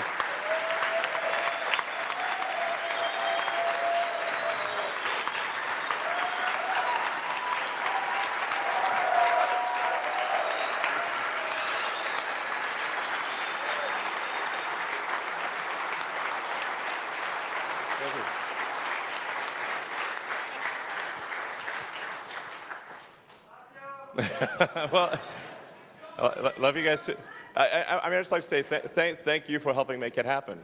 Yeah, because without you, without the early adopters of electric vehicles and sort of full self-driving, Tesla would not be where it is today. So thank you for your support. Sure. What a presentation. Thank you, Tesla team. It's an honor to be a stockholder. Elon, I brought you the final checkpoint for SpaceX, a mini moon. Maybe little X can play with it. My name is David Guajardo. I'm a former Brownsville resident. My first suggestion is to add a new steering mode option where the driver can select lazy mode and have the software accommodate between comfort, standard, and sport modes, depending on the speed the car is going. This will increase handling and safety. Second, when disengaging autopilot with the wheel, the accelerator stays on. Please fix it. Last one. Weeks ago, talking to Mr. Sam Patel at Starbase, I told him that the team should add a tab in the SpaceX website and disclose what type of skills and preparation are going to be needed from us to accomplish the greatest adventure ever in human history, going to Mars. All right, well, thanks for the suggestions. Those are good suggestions. Thank you. All right. Sure. Hi. So I do actually have a question, but one thing that I want to ask is, like, people ask you all the questions. What do you think people miss and should be excited way more about? And what do you think people are frightened way too much about and shouldn't be worried at all? Yeah, that's a good point. You know, I think actually the questions and ideas posed by retail investors, like small retail investors, like I think many of you in the audience, are actually the most insightful. And I find it remarkable that, you know, essentially amateur, like normal everyday people actually understand Tesla better than the analysts. I mean, you must see this as like, it's like, and I mean, I think, like, you know, to really say, like, well, like, what's the point of a company is, the point of a company is to create useful products and services. You know, a company should not exist in and of itself. It exists, it's a group of people gathered together to make products and services. And if those products and services are great, it's a valuable and useful company, and if they're not, it's not. And so really, to understand a company, you must use its products. And if you think the products are great, then it's, well, the company's great. That's it. That's how it is. And so I think, ironically, a lot of the people that sort of professional analysts don't drive Teslas. So I'm like, well, okay, you know, maybe you should. Yeah, cool. I mean, we aim to make Tesla the most amount of fun you can have in a car, you know. So, yeah, so let's see. So I think that there are a lot of really good and insightful ideas that I see on the internet, on Twitter and whatnot. And, oh yeah, Twitter.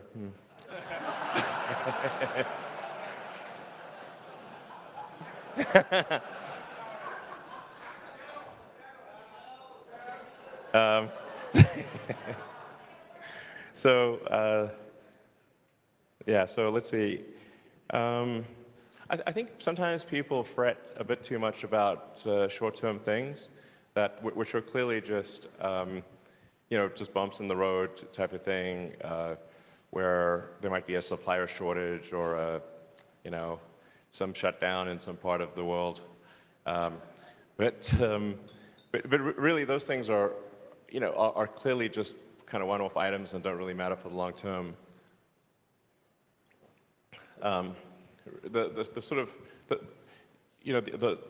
trend, if you like looking at the sort of cumulative output and cumulative miles driven, and you can see that cumulative output is a very clean exponential.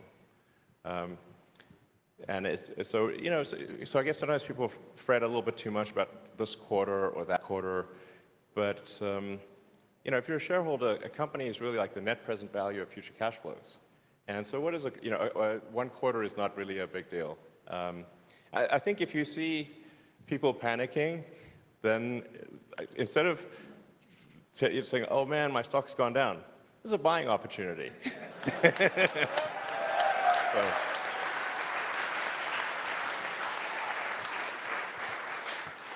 Hi, Elon. Thanks for the meeting. I became a Marine because I want to help protect your future base on Mars.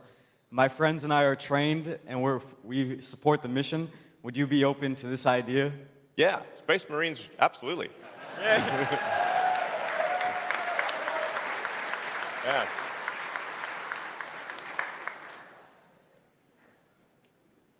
Hi, Elon. A lot of Tesla's products today focus on electrical energy for a sustainable future. Do you foresee Tesla perhaps exploring thermal energy sustainable products other than HVAC? Like, say, for example, in this Gigafactory, taking the residual heat from the Gigapresses and applying them to, say, the drying ovens in your paint line. Yeah, I think getting dual use of, like, if you use electricity to do something and then it generates heat and then you transporting that heat elsewhere within the factory, it's probably a good idea to do that, actually. It is sort of, I would say, a future optimization, but it is probably something worth doing in the factory, and it is something we do in the car. So in the car, we carefully manage the electrical and the thermal energy, and so like one of the ways that we achieve a long range in cold weather is by both charging the pack and heating the pack. And then the pack acts as both an electrical and a thermal reservoir to achieve long range even in very cold climates. And so we're constantly, within the car, shuttling heat back and forth between motor power electronics, pack, and the cabin volume. So that same concept should be applied to a factory, I agree. Yeah.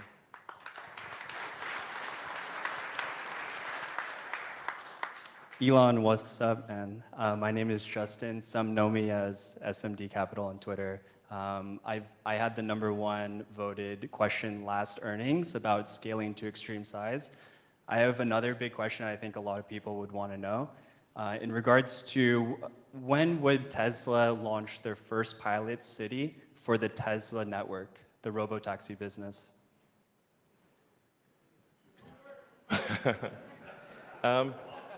Well, you see, I think it's actually going to be probably much more widespread than that, because Tesla is developing a general solution for self-driving, and it's not really specific to one city or location.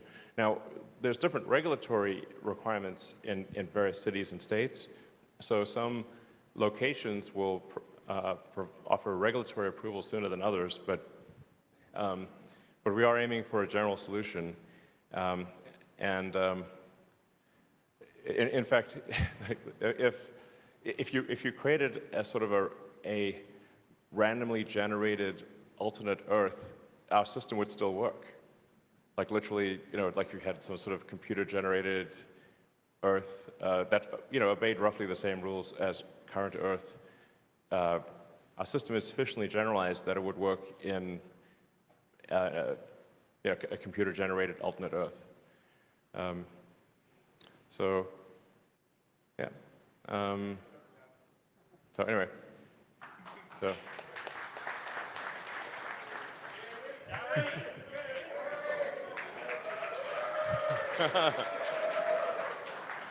So I'm Gary Black, managing partner of the Future Fund. Tesla's our largest position. Probably the thing we worry about most, it's not PR, but it's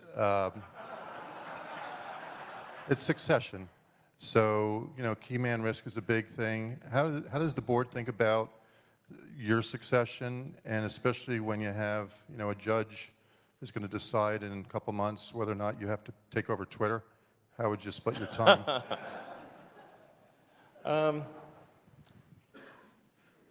Well, I think Tesla is definitely gathering a lot of momentum, and we have a very exciting product roadmap that will last a long time. So now, obviously, execution against that roadmap is difficult because these are not simple products. They're not copies of what anyone else is doing. They're new things. But I intend to stay with Tesla as long as I can be useful. I can be most useful, I think, on the product design and manufacturing. So basically factory design, product design, and sort of manufacturing optimization. So, and we do have a very talented team here. So I think Tesla, would continue to do very well even if I was kidnapped by aliens. or went back to my home planet, maybe.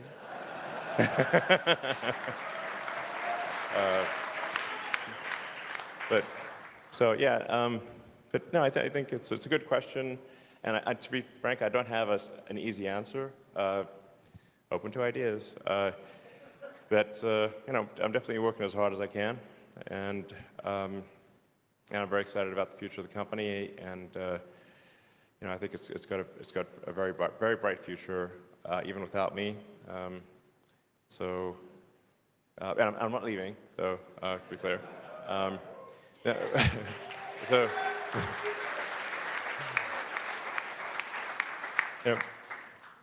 I obviously have to be a little careful about what I say about Twitter because, there's this lawsuit and stuff. So sometimes people get bent out of shape.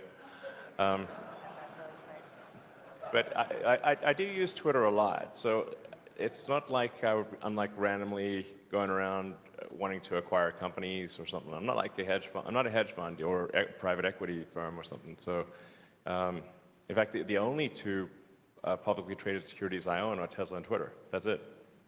So, and I think in the case of Twitter, since I use it a lot, shoot myself in the foot a lot, dig my grave, etc.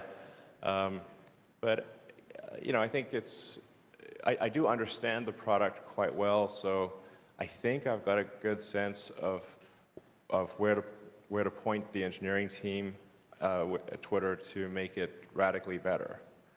I do sort of have a grander vision for what I thought X.com or X Corporation could have been back in the day. It's a pretty grand vision, and now obviously that could be started from scratch, but I think Twitter would help accelerate that by 3 to 5 years. So it's kind of like something I thought would be quite useful for a long time. I know what to do. Don't have to have Twitter for that, but it's like I said, it's probably at least a 3-year accelerant. And I think it's something that will be very useful to the world. So.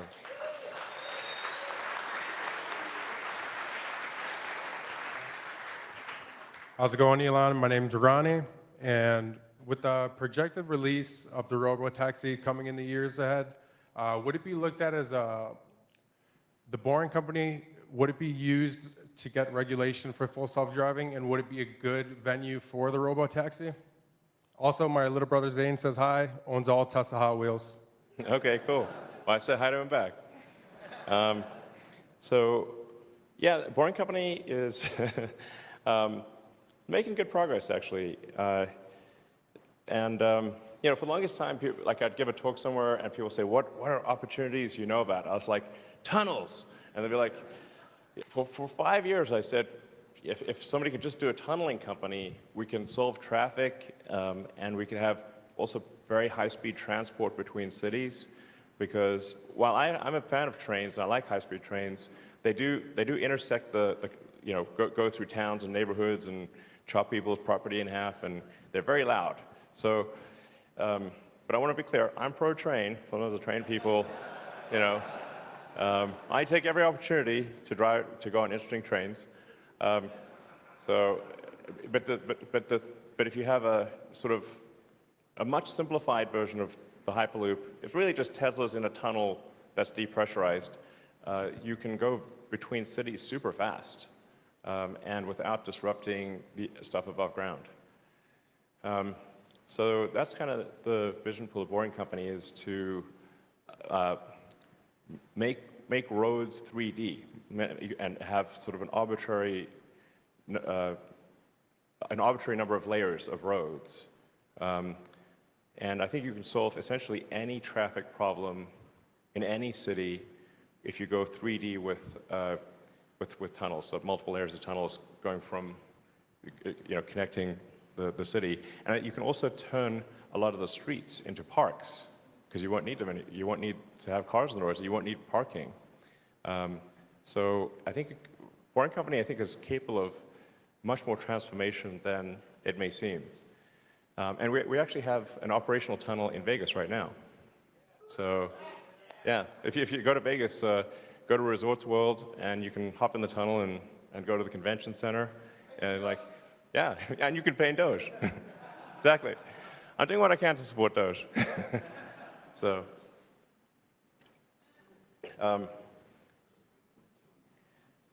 but yeah, I think Boring Company is going to do some pretty interesting things in the years to come. So let's see. Good afternoon, Elon. I think many people share my experience. I gave you, or at least Tesla, my complete family's legacy because I believed in it. And thank you for you and your company outperforming. I think you saved a lot of us. Thank you. Yeah. Okay. So my question is this. Commercial aircraft have something called ACAS, where aircraft relay telemetry of their position between one another to prevent a collision. Yeah, sometimes too much telemetry. Yes, thank you.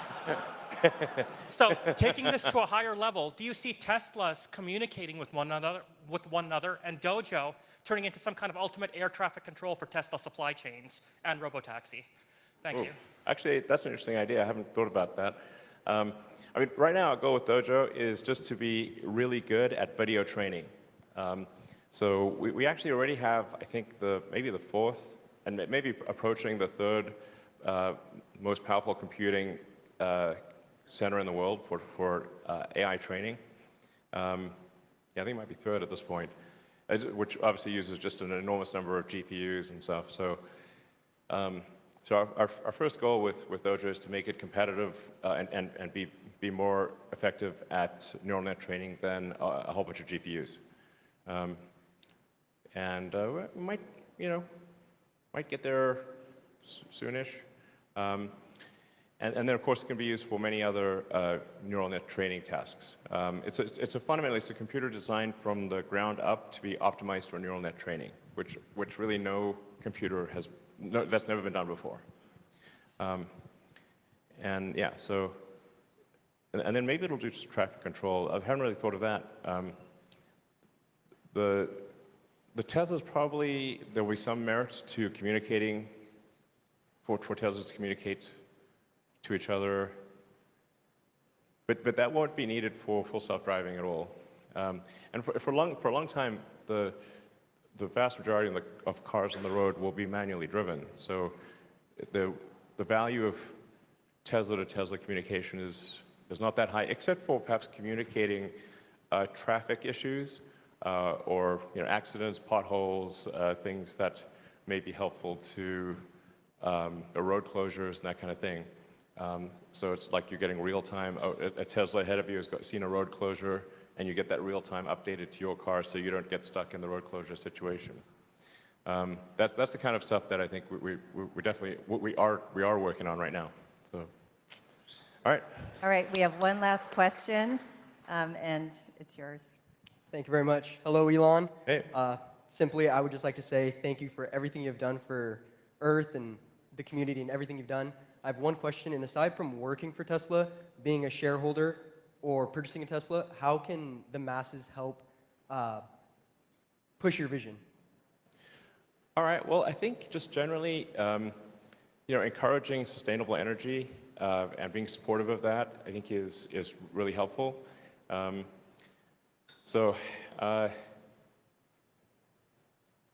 I say you're doing great so far.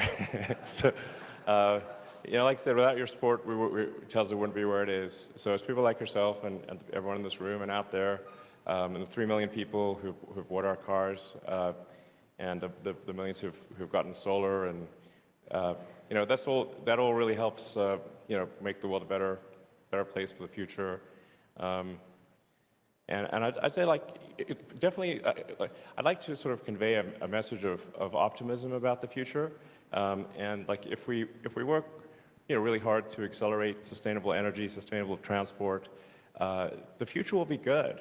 And I think just make sure people know that. And I'm not suggesting complacency at all. I'm literally saying if we work hard towards a sustainable future, we will achieve it. And the future was bright. So, Thank you very much. Thank you. Thank you very much. All right. All right. Thanks, guys. Thank you. Thank you.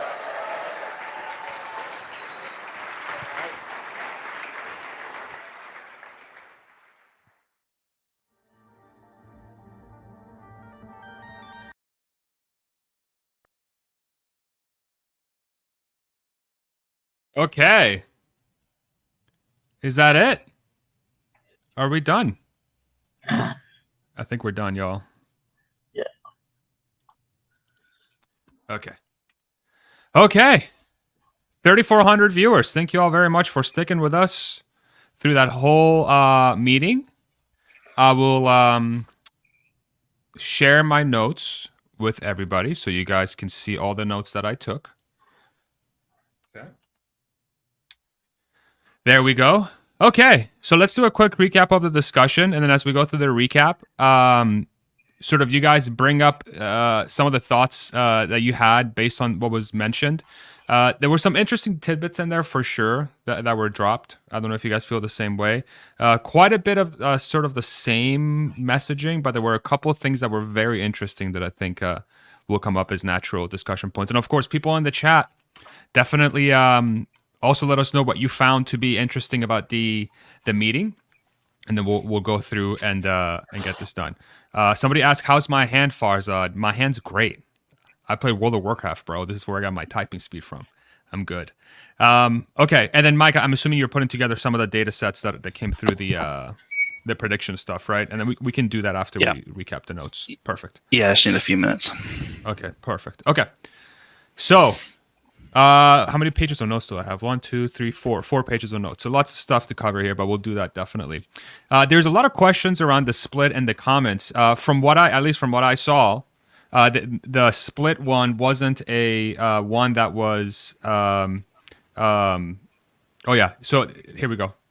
I don't think there was any issue with it. I just think they're going to have their results in the next 4 days because they had like something about not enough total votes were casted for them to report on right away. But it did seem like a huge majority of the percentage of the shareholders voted yes. So we just need confirmation from the company shortly. So I know that's one of the big ones that was asked by the people. From the voting discussion, I don't really... from the Robyn Delhome discussion at the very beginning. So Robyn is the chairwoman of the board. One of the interesting comments that was made was that there was a restatement of 20 million cars by 2030. And the 20 million cars is going to be the run rate exiting, I'm assuming, at the end of 2030. So that was a restatement from the head of the board. So that was an interesting call out from that point. June was the highest production month in history. So that would have been, 2 months ago now-ish, about a month and a half. The goal is to have all factories carbon neutral. They want to leverage AI to lower energy consumption. And lots of talk of moving the company towards a greener, more sustainable future. Highlighting vertical integration and Tesla building everything from scratch. So that's, again, one of the core competencies of Tesla. The chairwoman of the board made that made that known. And new shareholder platform, more updates in the near future about this. Mike or Ishan, anything from there that you guys wanted to highlight, or anybody in the comments? I don't think there was really any surprises there outside of, it wasn't really a surprise, but again, a reinforcement that we're going to get to 20 million cars run rate by 2030. Any other call outs? No. No? No, I think, Robyn's was fairly standard. Yeah. Then we had, sorry, go ahead, Ishan. No, the votes. Yeah, I do have a thought to share on the votes, but go ahead, Faisal. No, please go. Go ahead. Yeah, so here's the thing about, I think 3, 4, or maybe 5 of the proposals touched upon racism, touched upon, some of these. So this is one thing that people from my part of the world do not understand. Is what is with that you need to have X percentage of your whatever group of people as diverse, right? Isn't the fact that the best person for the job should do the job regardless of age, gender, blah blah blah, versus you necessarily need to have a specific mix leading to perhaps a less optimal mix of people for the job? I mean, which one would you want? And I don't get it why people tend towards the latter. Yeah, it's a very controversial topic right now in the States for sure. I would definitely agree with you that the way I view it is that there should be every job that should ever be held by anybody should be held on merit, which in my opinion is 100% the most inclusive way of making a company be as diverse as humanly possible. There is an argument out there that says that because your population in the country has a certain percentage of different minorities, and if there's a company out there that doesn't reflect that percentage, that it somehow it infers that the company is not doing enough to ensure that there is fair inclusiveness of those minorities in their company. So that's sort of the thought process behind it. But I do think the execution of it, oftentimes, in my opinion, and again, I don't want to stick on this point for too long because we have a lot to go through, but it oftentimes is misexecuted on, and it ends up harming the company more than helping. And those people that are involved in that as well. But I sort of leave it at that. And I'm 100% with you. It's a very interesting dynamic, and it's taking hold of a lot of politics and work culture for sure. Just so tiring to hear the same thing over and over and over again. Yeah, it's pretty fascinating stuff. Okay, and now we get to Elon speaking. So here we go.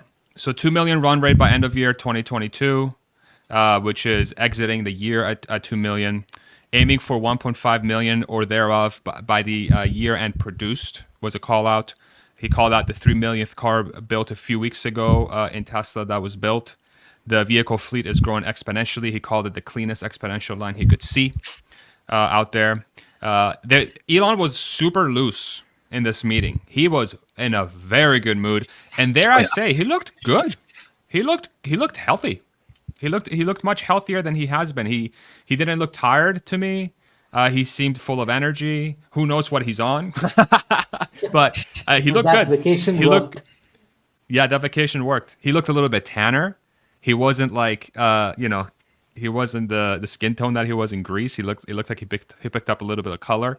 Yeah, but I thought that was an interesting sort of thing to see, and it's good to see him looking healthier. I think that's a good sign for the company and for him, obviously, as a person. So that was very interesting to see. Elon is very comfortable about large profitability in the coming quarters. He sort of had a little nudge thing that he said, "Oh, look, and I think we're going to have much better cash flow here in the future as well." And the crowd cheered. So that was again reaffirmation that Tesla's on the path of making a ton of money. Solving autonomy will be amplification of free cash flow that could be crazy. So he sort of reiterated this. And then he started talking about 10.13 a little bit in Chuck Cook's left turn. Significant architectural improvements. And then he said it's almost, it could be, 10.69 jokingly, he said, that it could be categorized as. But it does seem like they've made a lot of changes. It's not just a complex left turn change. But one of the comments was that Elon is with 90%. They have 90% success rate with Chuck Cook's left turn with 10.13, and they're trying to get to 100%. And then within sort of the same framework, he started teasing AI Day, which is in about a month and about 2 months, call it. So that was interesting. Any additional comments there for 10.13? I thought that was kind of interesting, but I don't know if there's something I missed. Any comments there? No? Okay. Best in class operating margin at 15%, higher than any other competitor. Software in the car and software in car and software. What the hell did I just write? Software in car and in factory. Yeah, that's what I meant to put. Are both huge focuses. So Tesla's not just a hardware company. They're going to focus on software for both the car and the factory. And then he sort of made a dig saying that, hey, we're really the only ones that are doing this. None of the legacy automakers are doing this, which was sort of a poke at everybody else. As manufacturers advertise their EVs, Tesla sales go up. Recalls the transition of OEMs to EVs was hard, but now everybody's on board. But every time they advertise, Tesla sales go up. So it's kind of Tesla gets the win from that. So that a reaffirmation of that, which I think is super interesting. And for bears and people that say competition is coming, every time competition comes out and advertises EVs, Tesla sales go up. Whoops. So that's an interesting thing to think about. Tesla Model Y tracking to be the high-selling car by revenue in 2022, high-selling by unit volume in 2023. So that was another reaffirmation of that. I think Elon did mention this previously. He teased a new Gigafactory location being announced later this year.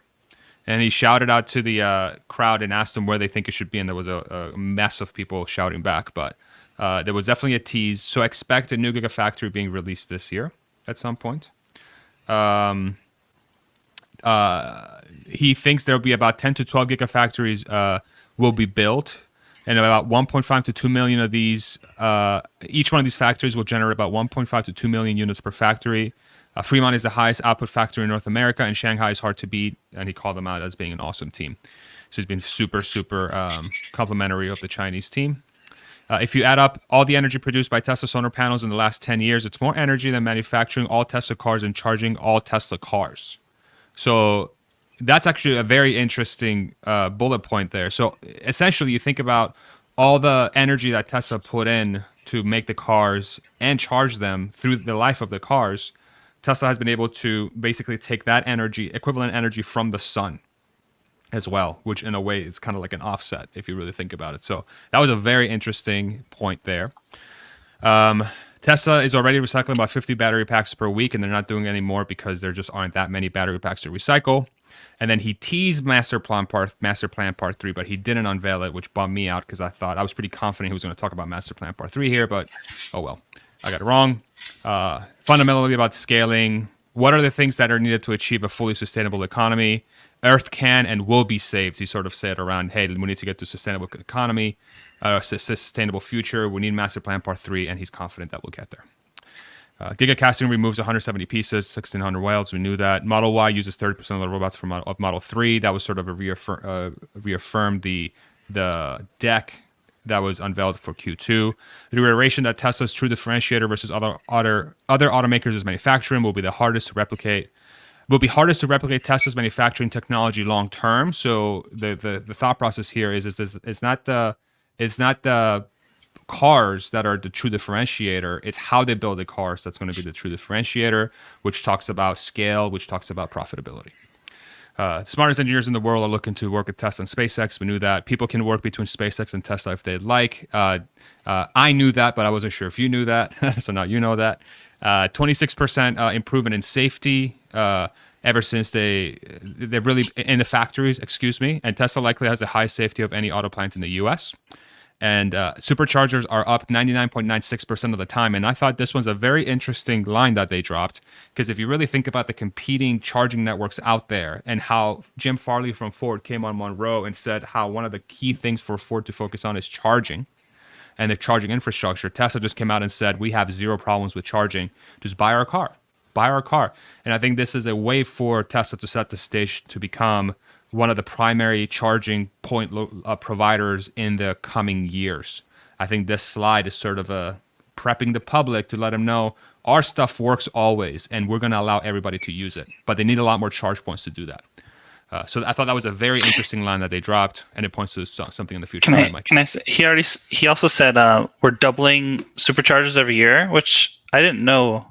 I thought last year was only like a 20 or 30% increase. I don't remember. Yeah, he did drop that, and that was interesting. So maybe he means like that's the plan from now on. I don't really know. That's what I took it as. Yeah. Almost gave away a supercharger detail. Cool stuff happening that he doesn't want to give away. Oh yeah, double supercharging count every year. Yeah, you're 100% right. That's exactly where he said it. Sorry. Lowest probability of injury of any car. We already know the seatbelt pretension and all that good stuff. FSD beta growing very rapidly. It's going to be very exponential in miles driven. 40 million miles driven so far. By the end of the year, he expects to be over 100 million, and tracking to have widespread deployment of full self-driving beta in North America. AI Day Part 2. For, again, another sneak peek, September 30th, 22. Thinks people will be blown away. There was a picture of robotic hands making a heart. So I'm curious, is that the actual picture of what the bot's going to look like from a hand's perspective? Because you can see like there were intricacies to ensure that the digits could move and stuff. So that was interesting. And then he mentioned that he's surprised that analysts are not understanding the importance of Optimus robot, and Optimus will be more valuable than the car long term. And he's talked about this. It will turn the notion of what is an economy on its head. He said this before. And then there was a slide talking about the next decade. Elon is wondering how many cars Tesla will have in 10 years. 100 million cars in 10 years is likely, is what Elon said. There will be many other products that are not announced, and some of which we haven't heard about, some of which we've heard about, some of which we haven't. So that was interesting. So before we get into recapping Q&A, did you guys, Mike or Ishan, had any additional comments or anything you wanted to add? Yeah, I'm surprised that Elon is surprised that analysts don't understand. I mean, you think by now he would be like, okay. Yeah. I mean, come on, Elon, you're smart. Learn. Mike, any thoughts there? I loved that Elon really enjoyed the crowd. The crowd enjoyed Elon, and that was a cool aspect of it. Yeah, I love how upbeat he was. That was so super cool to see, and the crowd was fully behind him too. It was awesome. And then we went into the Q&A. Oh, Hans is back. Hans, outdoor Hans. What's up? Yes.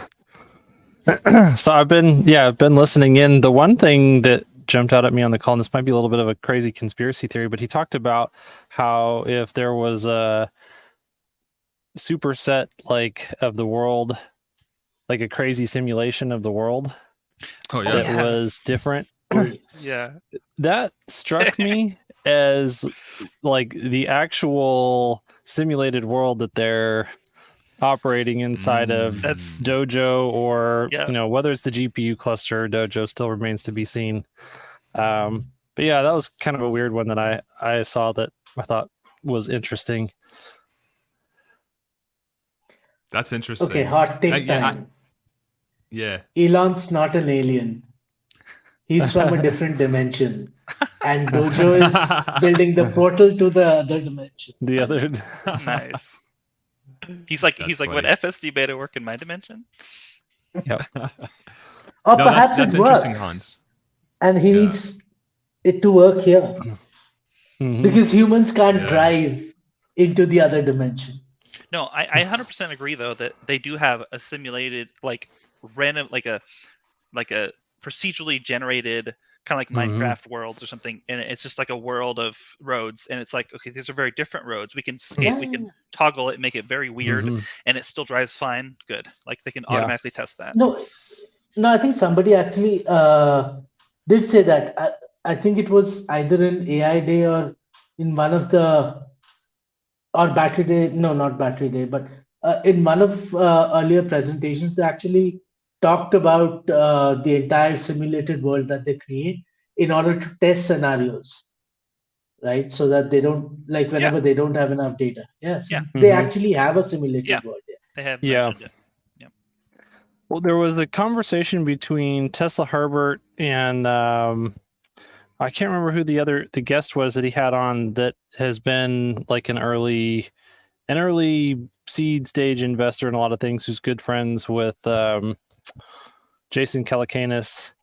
And he talked about this exact thing, that, you know, there is the simulated world and they're doing all this stuff and it's operating on the Tesla cloud that's operating up in Washington, which I assume is a GPU cluster. He called it Dojo, but I'm not sure that it is. It's way too close to Amazon. Yeah. So all right, I'm going to get to the... Sorry, go ahead, Ishan. No, go ahead. I think I'll ask this question. It was part of the Q&A, so why don't we go to that section and I'll ask. Yeah. So I'm going to start going through the Q&A. If you have something to add, just jump in and I'll give you the mic. So these are the Q&As from the say.com platform. So how does Tesla intend to use cash in the coming years? Elon said if there's interesting companies out there like manufacturing, automation, software, AI, or manufacturing tech, Tesla will acquire them, but their acquisitions are rare. They will increase CapEx and R&D and are spending it as fast as they can without wasting it. And then depending on future cash flow, a share buyback is possible, which was a very interesting comment. And they want to make sure Tesla has plenty of capital, relatively stable world, and has good future cash flows in order to execute this. So that was an interesting one to hear. Elon, I think for the first time ever, has floated the idea of Tesla doing a share buyback, which blew my mind. Yeah, same. Honestly, I was surprised he even came out and said that. At some point, I'm gonna want to ask like if certain things were like on the fence, whether it happened or not, and so to score our survey results, I want to touch base on that. Okay, no problem. Do you want to? Yeah. Okay. So we can do that. We can do that before. Is that a quick thing we can do? Like before we show the results? Do it right before the results, or we can do it like kind of as I think about it, as we're talking. I don't know. Let's just do it at the end. Let's do it right after. Yeah, let's do that, if that's okay. But thank you for asking. How many factories necessary for roughly 20 million vehicles? Roughly 12 total. Aiming for 1.5 to 2 million units per factory. Fremont is already full, capped at roughly 800,000 per year. But as we know, it's the largest. I think it's the most. It's producing the most units out of any factory out there in the United States. Excuse me. Will Cybertruck pricing change? And so, Ishan, we got your answer, my friend. It was unveiled in 2019. A lot has changed. Specs and pricing will be different. Oh, speaking Speaking of the factory, I remember an old diagram of the Fremont factory where like things went from one place backwards and then forwards again, and then like it was all like it goes back and forth like that. But like they showed the new map and it was just like this to here to here to here. It was like a lot more direct, and so I wonder if they changed that. No, I think anything that's a gigafactory that's not Fremont, that's sort of that flow that they have in mind. It's just I think they had a slide that showed that a couple of years ago, if I remember correctly. I think that they changed the diagram of Fremont and the arrows are more. Oh, they changed the Fremont diagram. Yeah, I'm sure they did. I mean, while I was there, maybe I shouldn't be talking about this. I'll shut up. Let's keep going. Will be one hell of a product. Dan Fine Machine talking about Cybertruck. Tracking to be in production in the middle of 2023 in Giga Austin, which was he sort of restated that. But here's what's interesting and new. Production equipment for the Cybertruck will begin to be installed This grammar's so bad. Production equipment will begin to be installed equipment in the next couple months. I'll fix that grammar in a second. But the machinery for Cybertruck will start arriving to Austin starting in a couple months, which we'll start to get clues of that, I think, with our friends that are flying the drones. So keep a lookout for that in the coming days. So we already know that Idra has started packing the bigger gigacasting machine, which is, I guess, for the Cybertruck. And they had mentioned a 2-odd month timeline to get it to the customer location and start, putting it back together. Yep. This was from Sandy's video.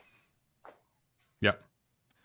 And this is sort of Tesla coming out and basically confirming exactly what you said, that that's basically going to be exactly what we're going to be using for Cybertruck. So that's super exciting.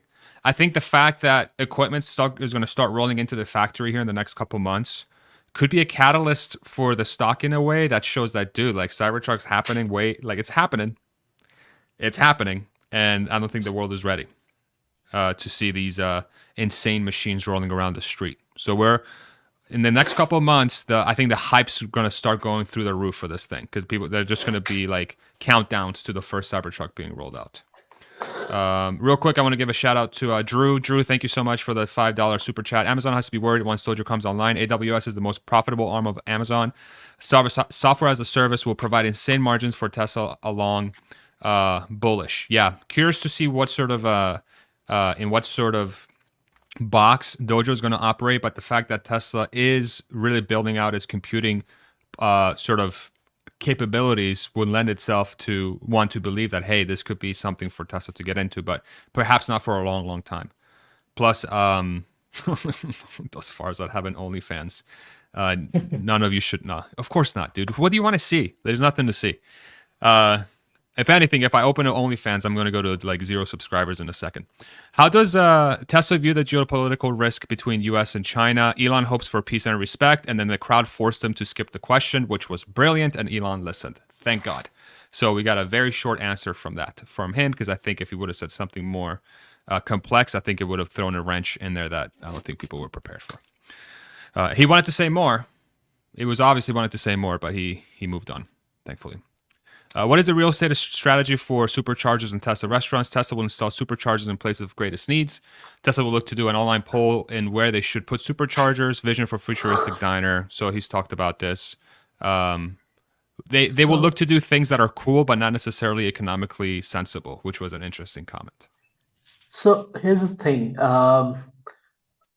This question really takes me back to what McDonald's is, right? McDonald's is not just a fast food chain, but it's a real estate behemoth. Mm-hmm. And most of the valuation that McDonald's has comes from not its food business, but from the value of the real estate that the food business sits on. And perhaps with a lot of cash that Tesla is generating is something that, Tesla could do, just buy the property on which the superchargers are, perhaps parking lots or whatever. And then in the future, not only will the value of this go up, especially in the robotaxi world, or, so these could be terminals where, people are getting on and off for point-to-point transport, hubs where, you've got charging, diner, etc., etc. So think about, this is another opportunity for Tesla to get into another really large segment of business. Yes. It's a great thought, and I agree 100%. I think the fact that they're looking to invest in that sort of shows a glimpse into how Tesla can deploy that insane free cash flow in ways that maybe people are not thinking about. That's also a great point.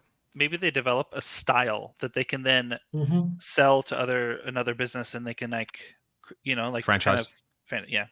Yeah, for sure. It was great thought. Jack, thank you so much for the $10 super chat, man. Super appreciate it. I wish someone had asked if there was a plan to use the GigaPress for Tesla S, XS, and 3 to lower costs of build and improve speed to manufacture.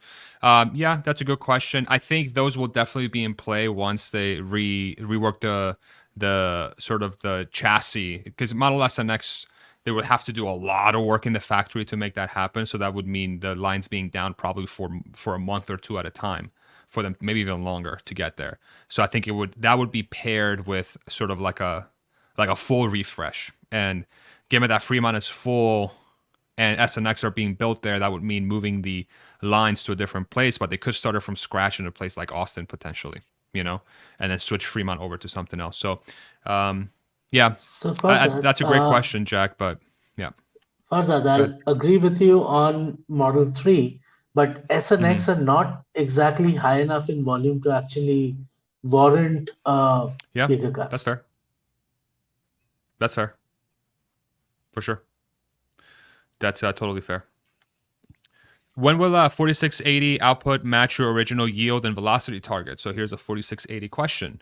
Surprised that they didn't really touch on that on the slides, which tells me that it's a pain point right now. Because usually companies don't want to put things they don't want to talk about on slides. So interesting tidbit there. They're making a decent number every week, which is a very vague statement. High volume production by the end of this year. Again, a vague statement. What does high volume production mean?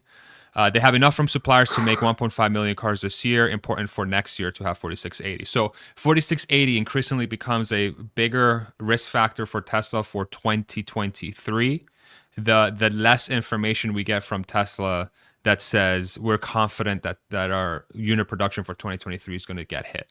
So something to look out for is if 4680 language changes, say by Q4 to 4680 is done and it's going to allow us to scale rapidly, then at that point I'm going to say, okay, I'm confident 4680 is going well. But so far it seems like we're getting some language that's tempering expectations as it comes to their progress on 4680. So interesting stuff there. So on this one, if we do a little bit of math, Elon mentioned that they have enough for 1.5 million cars this year, and I believe they're going to probably do 1.3 to 1.4, right? If we assume that for 23, suppliers are able to increase supply by a mere 10%, right? So they have enough for 1.7 million vehicles, right?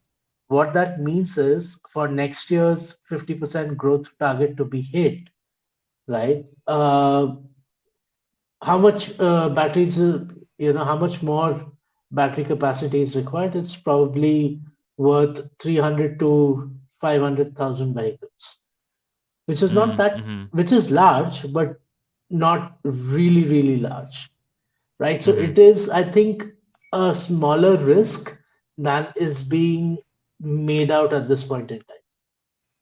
Okay.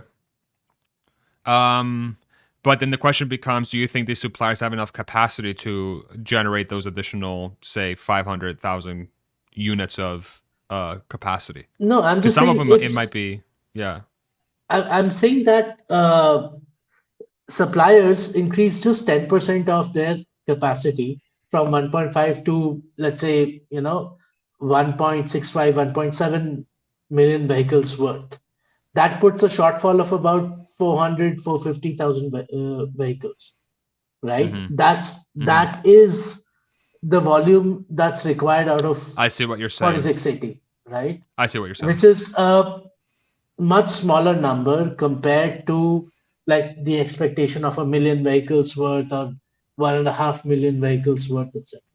Yeah, I see what you're saying, but I think then the question becomes, what is this like? If you think about it from a stock, like long term, 100% agreed, 100% agreed. But I'm thinking like, say Q1, Q2 quarterly performance, how much of the market, like a news coming out saying, hey, of the 450 that 4680 is required to produce, we think it's only going to produce 250 of that or 200.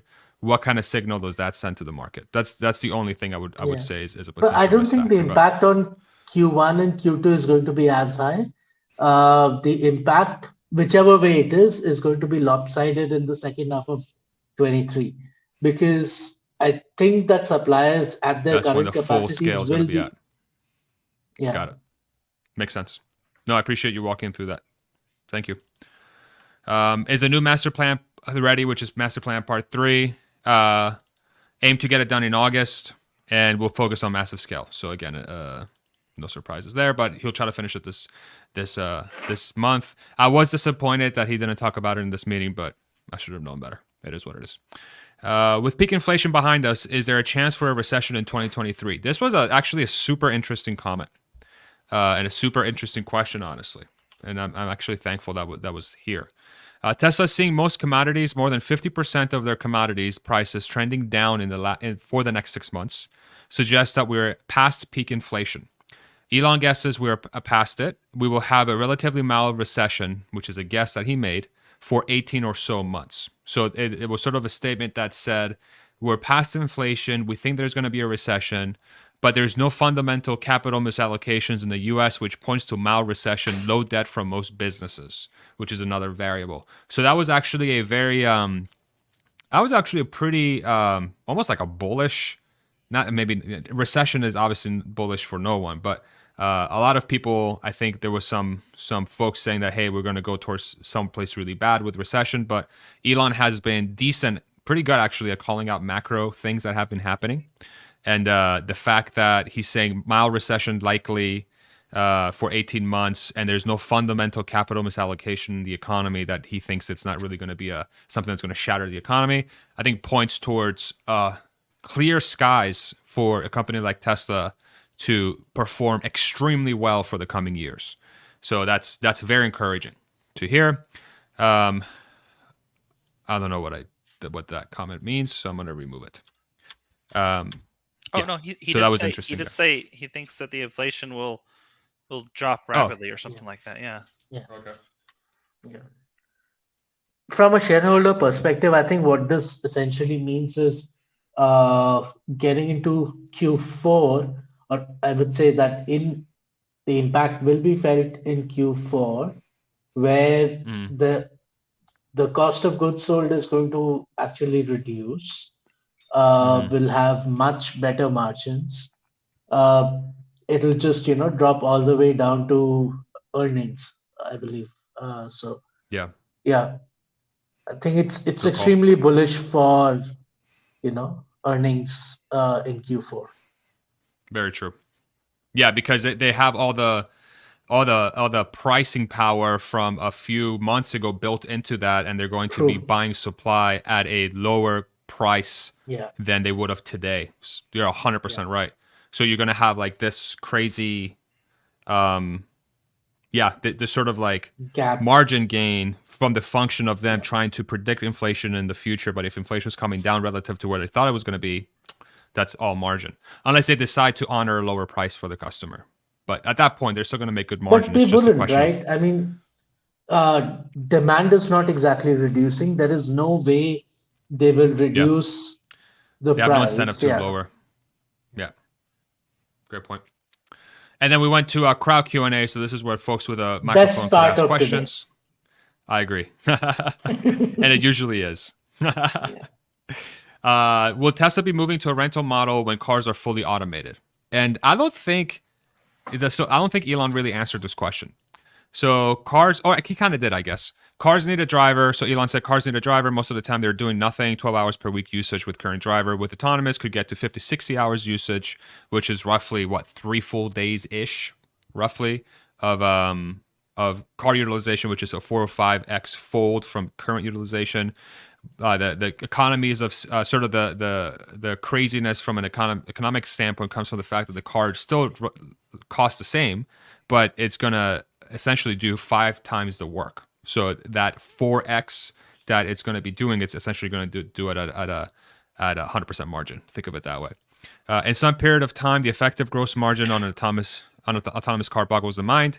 There will be an option to own a car, use occasionally like an autonomous Uber, and the owner of a car can decide to add or subtract to the fleet. It's going to be some sort of combination of Airbnb and Uber.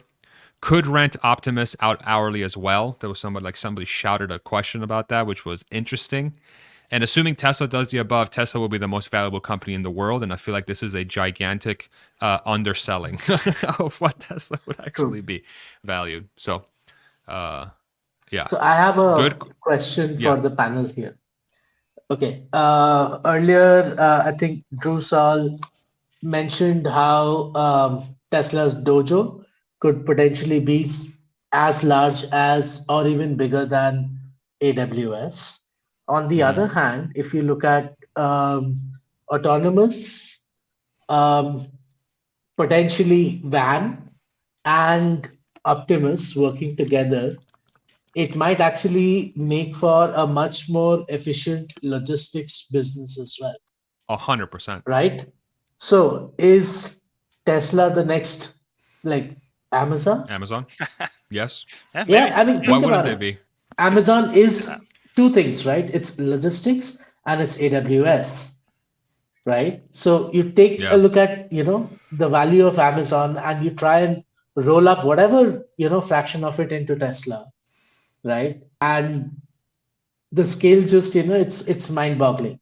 And it's at a much better fulfillment rate, much better gross margins, net margins, I would say, for both of these businesses. Like Amazon logistics is not profitable, right? But Tesla's would be, because the biggest expense is fuel and labor, not there.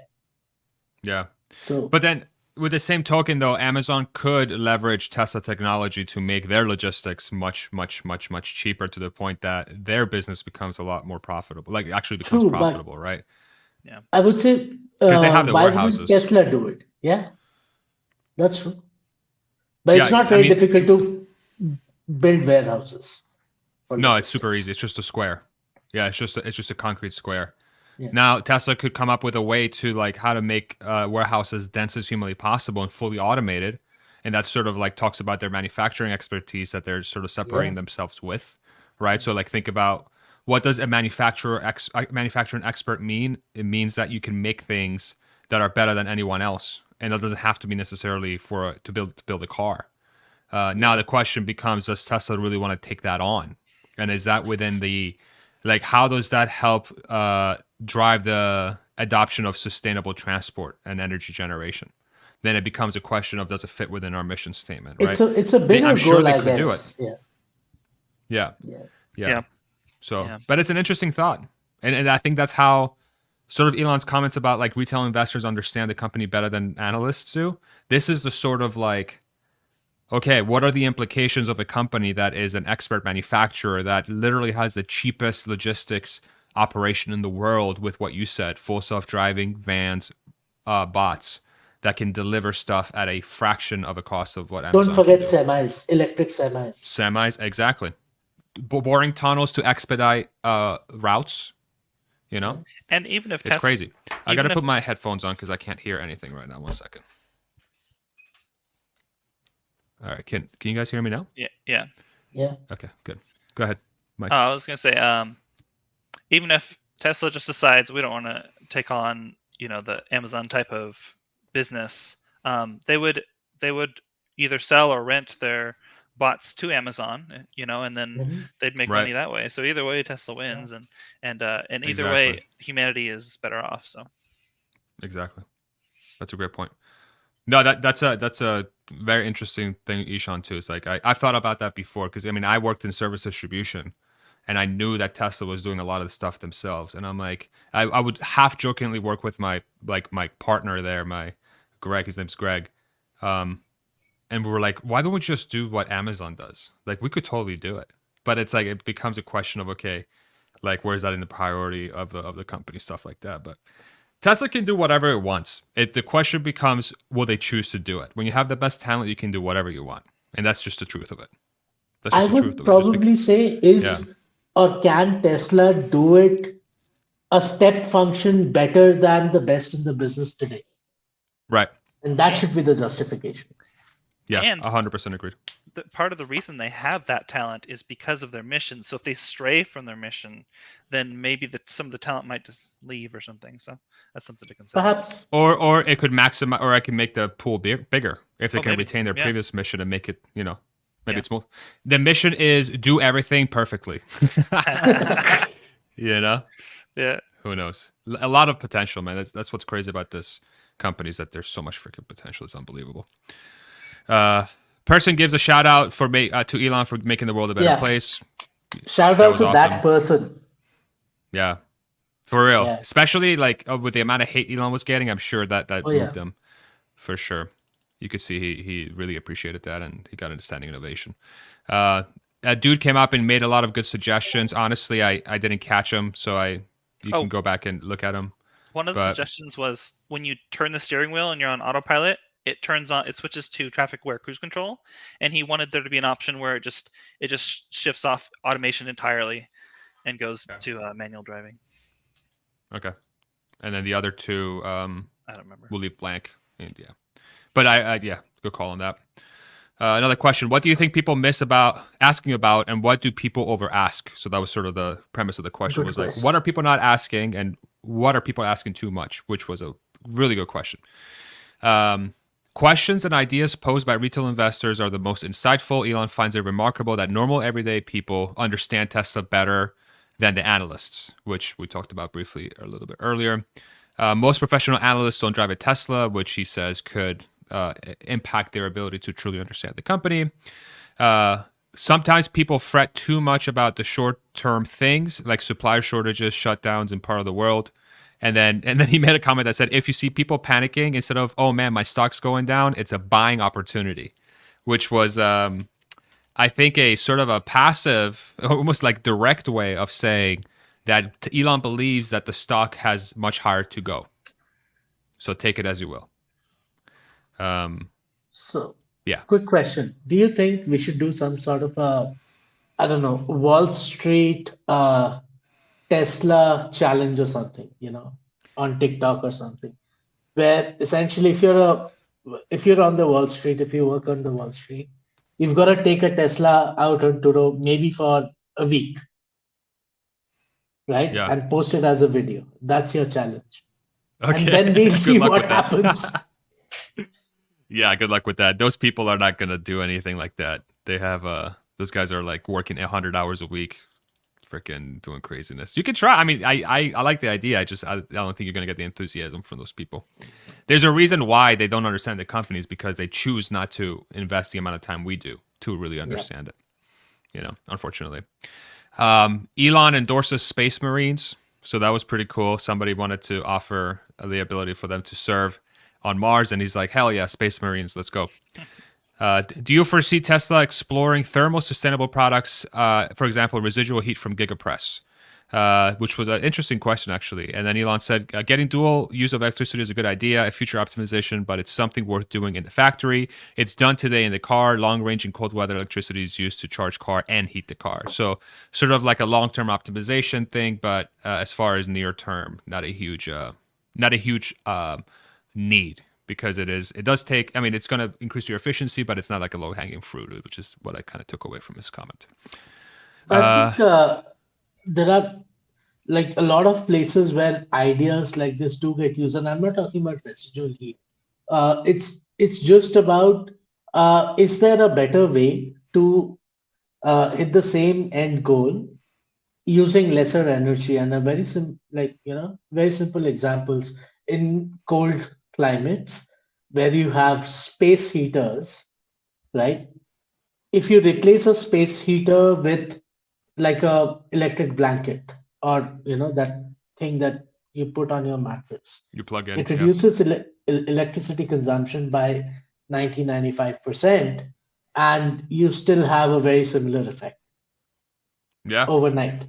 And I think in a larger context, this is something that Tesla is already doing, and that is precisely how their energy consumption per, I would say, vehicle made or whatever unit energy consumption is a lot less than a lot of other factories. Sure.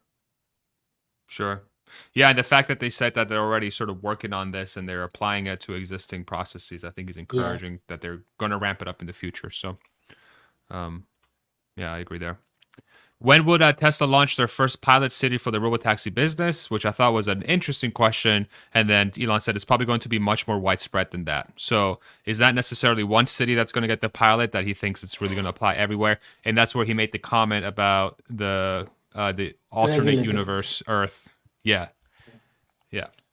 But he also spoke about like regulatory approvals here, and I think that's precisely true. There'll be some cities, perhaps, some cities in Arizona, that'll allow robotaxis to Quicker. go online faster.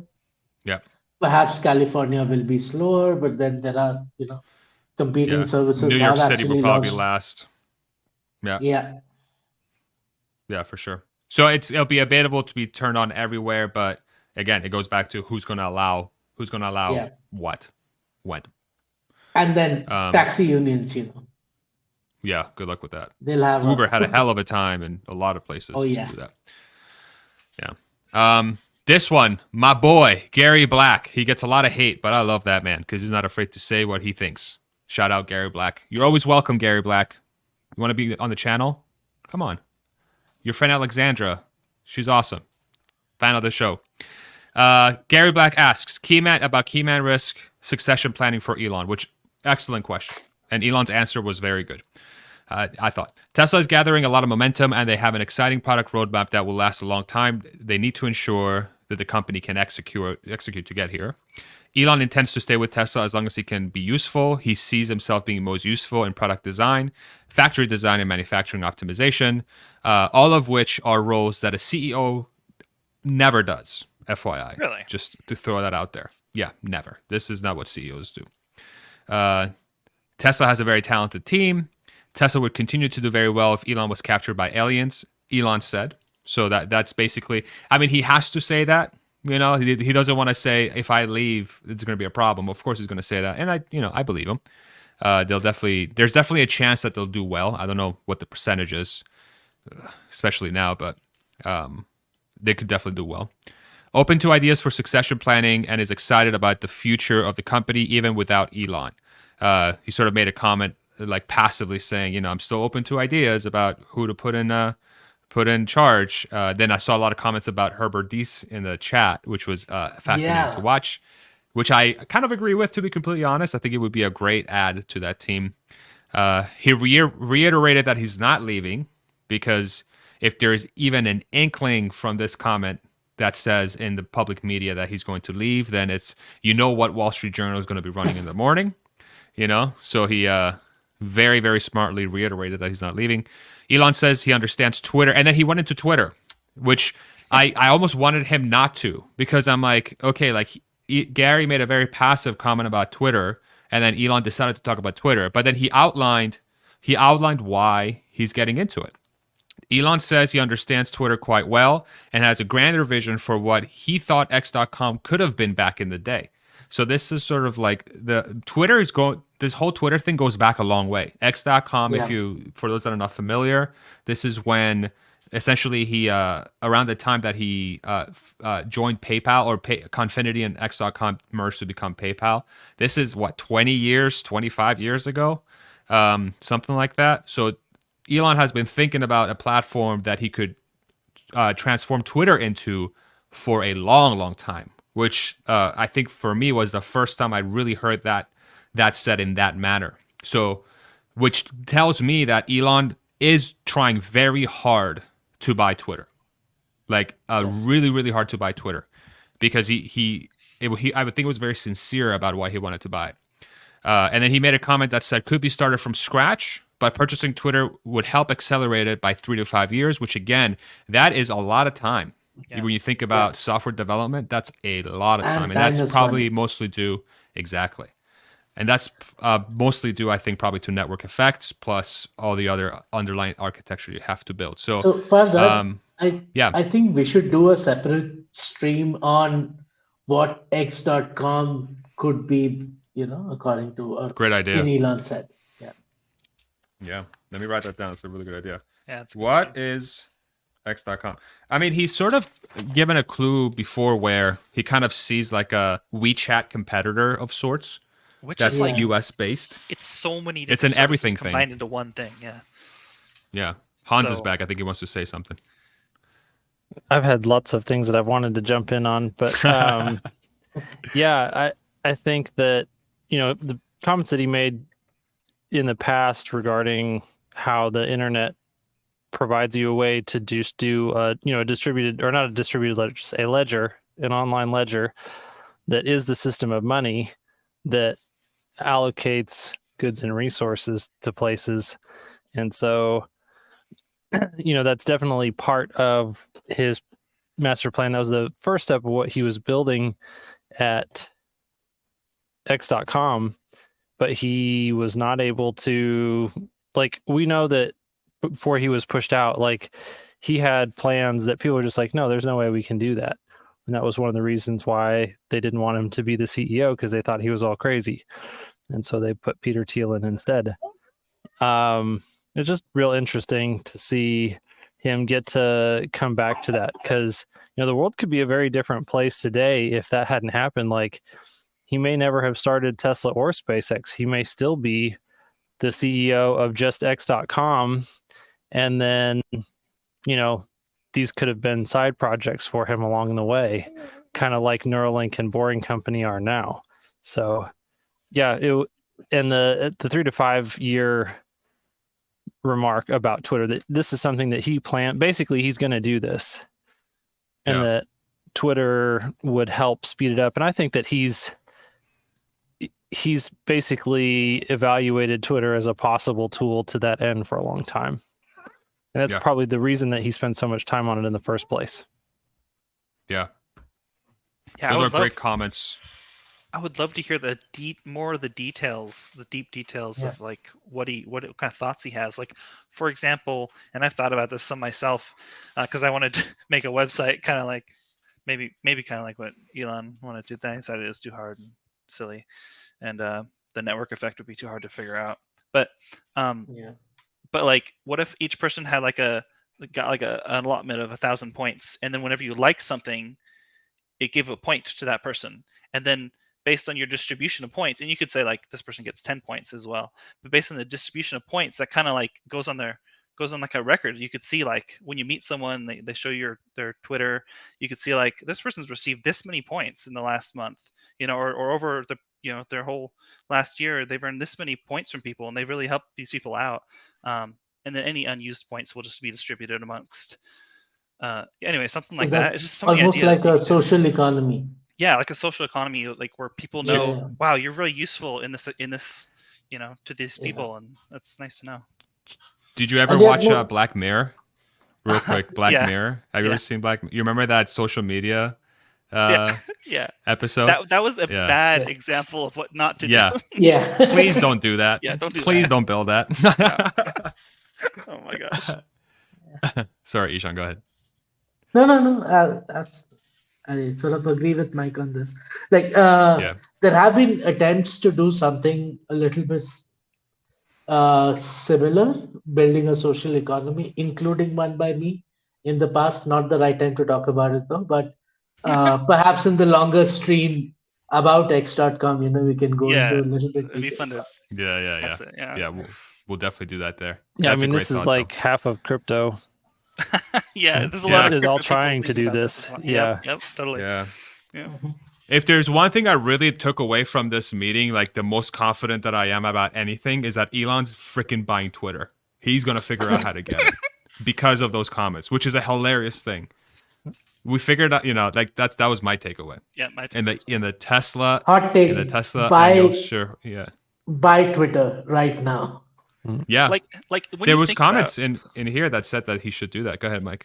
If he thinks it'll accelerate by at least 3 years, and he probably has a calculation of, wow, if I can implement my ideas, I think it would help the economy this much. And if we put that in dollars, it's this much, and so it's worth way more than what I'm buying it. And he's just, I don't know. That's tens of billions of dollars. Yeah. Of value created. Here's the thing.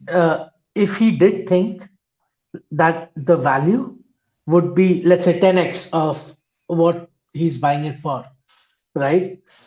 He wouldn't be putting all of these roadblocks. And honestly, it's all about Elon just showing up the money to buy Twitter at this point in time. Twitter's ready to sell, right? At a particular number. And the only reason Elon might be resisting is that he might feel that Twitter is not, in line with what he needs or wants. Clearly, he said that it pretty much is. The only other thing is that it's not he's not, he's overpaying. Mm-hmm. You're the lagging one me, Sean. I don't know if- counterpoint I would. Why would he? Uh-oh. Oh, yep. Go I would ahead, say the Hans. one counterpoint that I would ask, or that I've been thinking about, is I don't think that Elon wants to sell much more Twitter stock to finance this deal. That Tesla stock, yeah. he doesn't want to sell more Tesla stock, and so he does need the additional financing. And I think that a lot of his roadblocks are really originating with the financing providers, that whoever it is that he's cooperating with doesn't want to provide a giant loan without some assurances that the bot issue isn't what it is. That's kind of been my read on the situation. Definitely, I don't place like 100% certainty on that. I would say maybe 40% confidence in that read. Yep. It's funny how like we didn't get a ton of Tesla information, but we got the Twitter nugget. We're really liking it. Yeah, we definitely got some Tesla, but I agree. Like the biggest nugget was like this whole Twitter thing. Like it's back on. It's back on fully. Like this, this is a negotiating tactic. This whole lawsuit thing it's all negotiation. Welcome to it like reminds me a lot of Succession. I don't know if anybody has watched Succession, like the show on HBO. It's so freaking good. And if you haven't, I would highly recommend you go watch it. I am not sponsored by Succession, by the way, or HBO. Would Boring Company be used? Maybe should be. HBO, hit me up. I'll talk about Succession all day. I need to buy more Tesla stock. We'll have you on the stream. Yeah, we'll have you on the stream. Would Boring Company be used for robotaxi? So Boring, and this was I don't think he answered the question, but he talked about Boring Company. Boring Company is making good progress. Elon is pro-train, which I think was a sort of a dig at different things going on. Goes through the whole tunnel proposition of solving all traffic with 3D tunnels, can turn streets into parks. Boring Company is capable of much more transformation than it may seem. So like sort of like a hype of what Boring Company can really do, but really didn't really answer the question of I don't it'll be used for understand why taxi directly. every time Elon has been asked this question, he's deflected. The point is why. From my understanding of AI, it's actually very straightforward to train for the Boring Company tunnels. Very straightforward compared to what he's doing in the real world. I think it's because building tunnels and getting all the municipalities to agree with them is going to take way longer than have by the time we have a tunnel system where robotaxis can really become something that's usable and valuable in that environment, we're 20, 30, 40, 50 years away from that. Like we're going to be on 2D for a really long time until the tunnels actually get implemented. I just think it's way more farther out, and that's why he keeps reflecting. It's not the technology, it's the fact that they need the permission to even build the tunnels in the first place. It might also be like that's why I think trying to get permission to use autopilot in the tunnels. Real quick, Diggs, thank you very much, brother. $5 super chat. Been super busy and I haven't been part of the group as much as I would like to be, but just wanted to say thanks for the notes as always. Diggs, we miss you, buddy. Come back when you find some time. You know what we should do? We should take all your notes and put it onto one central location. You can just find all the notes in a list and find the links to them. Great. That would be great. If anybody wants to do that, you're more than welcome to. Yeah. That'd be awesome. Thanks, dude. That's actually really appreciated. Yeah. What am I? Okay. Do you see Teslas communicating with each other and Dojo turning into supply chain management software? Here, Elon said, I've never thought about that, which I actually found to be interesting. Dojo is approaching to be the third most powerful computer center in the world, used for AI. I think that's the one caveat. There will be merit for Teslas to communicate to each other, but won't be needed for FSD at all. Value of Tesla to Tesla communication is not that high outside of accidents, potholes, road closures, etc., i.e. real-time data.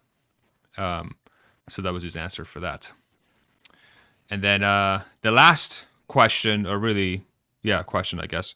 How can the masses help push the vision of Tesla? Elon said, encouraging sustainable energy. Then he kind of said, we're already kind of doing a really good job of doing that. Elon conveys a message of optimism. If we work well, the Earth will be in good shape. If we work hard towards a sustainable future, we will achieve it, and the future is bright. And then he dropped the mic, he did a backflip, he did a little jig and bounced. How much of that was real? None of it. He just walked off the stage. But yeah, those are the notes. Sad we didn't get very much dancing. I know. That was kind of sad too.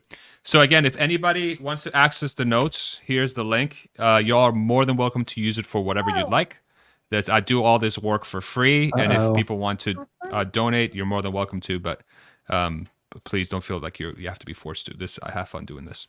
Any last? But if you do join the Patreon, we have a really good Discord, and it's just amazing to be there. Thank you, Mike.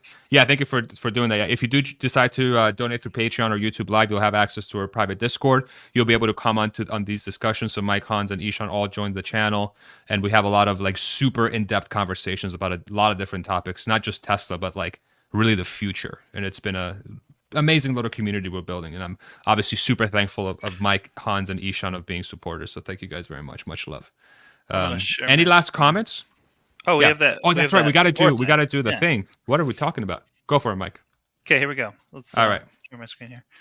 So so first we got to go over for the prediction tracker, right? Yeah, this is the prediction tracker. So we got to see. We got to make sure I did it all right. Stock split approved. We don't know for like 4 days, so I assume yes. I guess for that one. Yeah, for all intents and purposes, it's a yes. Stock buyback announced. I'd say no. I didn't announce it, but you did talk about it. So I don't know. What do you think? I would say it might be a yes. Yeah, maybe. I'm gonna say no because it's not official yet. Not official. Yeah. Yeah. And then 50% annual growth rate for next few years. They talked about 20 million cars. They talked about the 2 million run rate in the year. They talked about 100 million, but they didn't say 50% ever. So I'd say no. But then 20 million by 2030 is essentially 50%. Is it? Okay. Yeah. I mean, plus or minus just a bit, but. And then hyping up second half of 2022, they did say that they would increase their run rate. So does that count? I mean, yeah. Yeah, they spent quite a bit of time about free cash flow and FSD bringing a lot of profitability. Okay. Yeah. Okay. It would be pretty hard to hit a 2 million run rate at the end of the year without having a ridiculous second half. Right. Right. That makes sense. Talk of FSD being profitable soon. They did say order of magnitude safer. They did say, out of beta end of year. But they didn't talk about profitability. But they didn't talk about like Uber. Well, he did specifically mention at one point, he's like, if you think about the profit contribution of FSD, like the potential scenarios get kind of nutty. He made a comment to that effect. Yeah, you're right. Okay, I missed that. The 4680 scaling, yeah, right, a little bit. Yep. Talk of energy products and potential, a little bit. They talked about like how many they've done, how it's grown over the last 4 years. I thought Robyn did a lot of that talking. Yeah, in the very beginning. Yeah, which actually I was very happy to hear. Details about new product, HVAC, I don't think so. Product unveiling, no. Nope. Talk of improvements made to solar storage products. Not really. So. I didn't really hear anything specific. Talk of the Tesla bot, they did mention it. Yeah. New details, no. Details about Cybertruck. Yeah. Specs and pricing will be different, he said. So that counts. Yeah, that's a pretty big detail. Yeah, he didn't actually say till now. So, and then about 25K battery day car, no. Van, no. Master plan part 3 unveiled, no. A new conversation plan, no. Android Carpathia's replacement, no. Supercharger, Megacharger partnerships announced. My predictions were such dog shit. To be fair, you did say like I literally went 0 for like an 8 or whatever I had, or 5. Yeah, it'd be fun to see your score. 0. Supercharger / Megacharger partners. Megacharger for semis, no. Talk about unbuilt gigafactories. Yeah, they talked about like might announcing one. Might announce one for water, saving water and stuff. Yeah. New gigafactory locations announced, no. But they did say it soon. Talk of expansion of existing factories. Yeah. They said continue to ramp factories. It'll be a race. He did drop the whole. We're gonna have 10 to 12 gigafactories, and we're getting to 1.5 to 2. Yeah, so I would say we'll say first Tesla semi delivery. No. Talk of vision-based seatbelts. They did mention that. Yep. And then new something day, insurance day, whatever. No. So. No. All right. So here's the leaderboard then. Black Caps World Test Champs won by a margin of 2, actually. 25 out of 26 points, almost perfect. Amazing. Wow. Black Nice. Caps, are you on? Where you at? Drop a comment if you're on. We'll shout you out and give you nothing, which was the promised prize. Yeah. Congratulations. So cool. Where did I end up? I'm probably like towards the bottom. Where are you? What's your name on here? Mike, you're tied in hacking there. this, bro. Row 6, get out of here. He's the sheet creator. I'm tied with just all kidding. I'm tied with all these people though. Where am I? I'm I probably don't towards know. the bottom. Is your name on here? Like, I think I put farts hard. Farts hard. Farts hard. Oh, that's you. I saw that. Yeah. Farts hard. There you go. Not very good. Yeah, I suck. You're in the bottom half. Anyway, Okay. there's this is ordered by that, so I'll just scroll through if you want to look. But then also there's alphabetical, so I'll go through the alphabetical actually. But yeah, go ahead. Well, can we do so let's make sure we have this shared, so I'll share a copy for this on This the is chat the real community quick. forum sign up, so Oh, perfect. Okay. share the link, I guess. Or we could copy this over to another just one. export it. That's what I would do. Okay. Yeah. And then could we look at that graph, like the graph that you had that showed like the percentage of people that voted for a specific thing? Oh yeah, that's right. And then so here that is. Yeah. And then how many of these can we sort it by true? The ones that came true and the ones that I didn't? wish we could. There's not an easy way to do that. Okay. That's all right. Um, So which one is one that a lot of people thought was going to happen that didn't happen? I could do it, but it would take a couple minutes. Do you want to talk about something else while I do that? Well, no, let's go down the list. We can probably do this by stock first split one- approved, it happened. Correct. Yeah. Buyback announced didn't happen, but there were very few people. 50% annual growth rate happened. Yep. Hyping up second half happened. 46 scaling happened. Energy happened.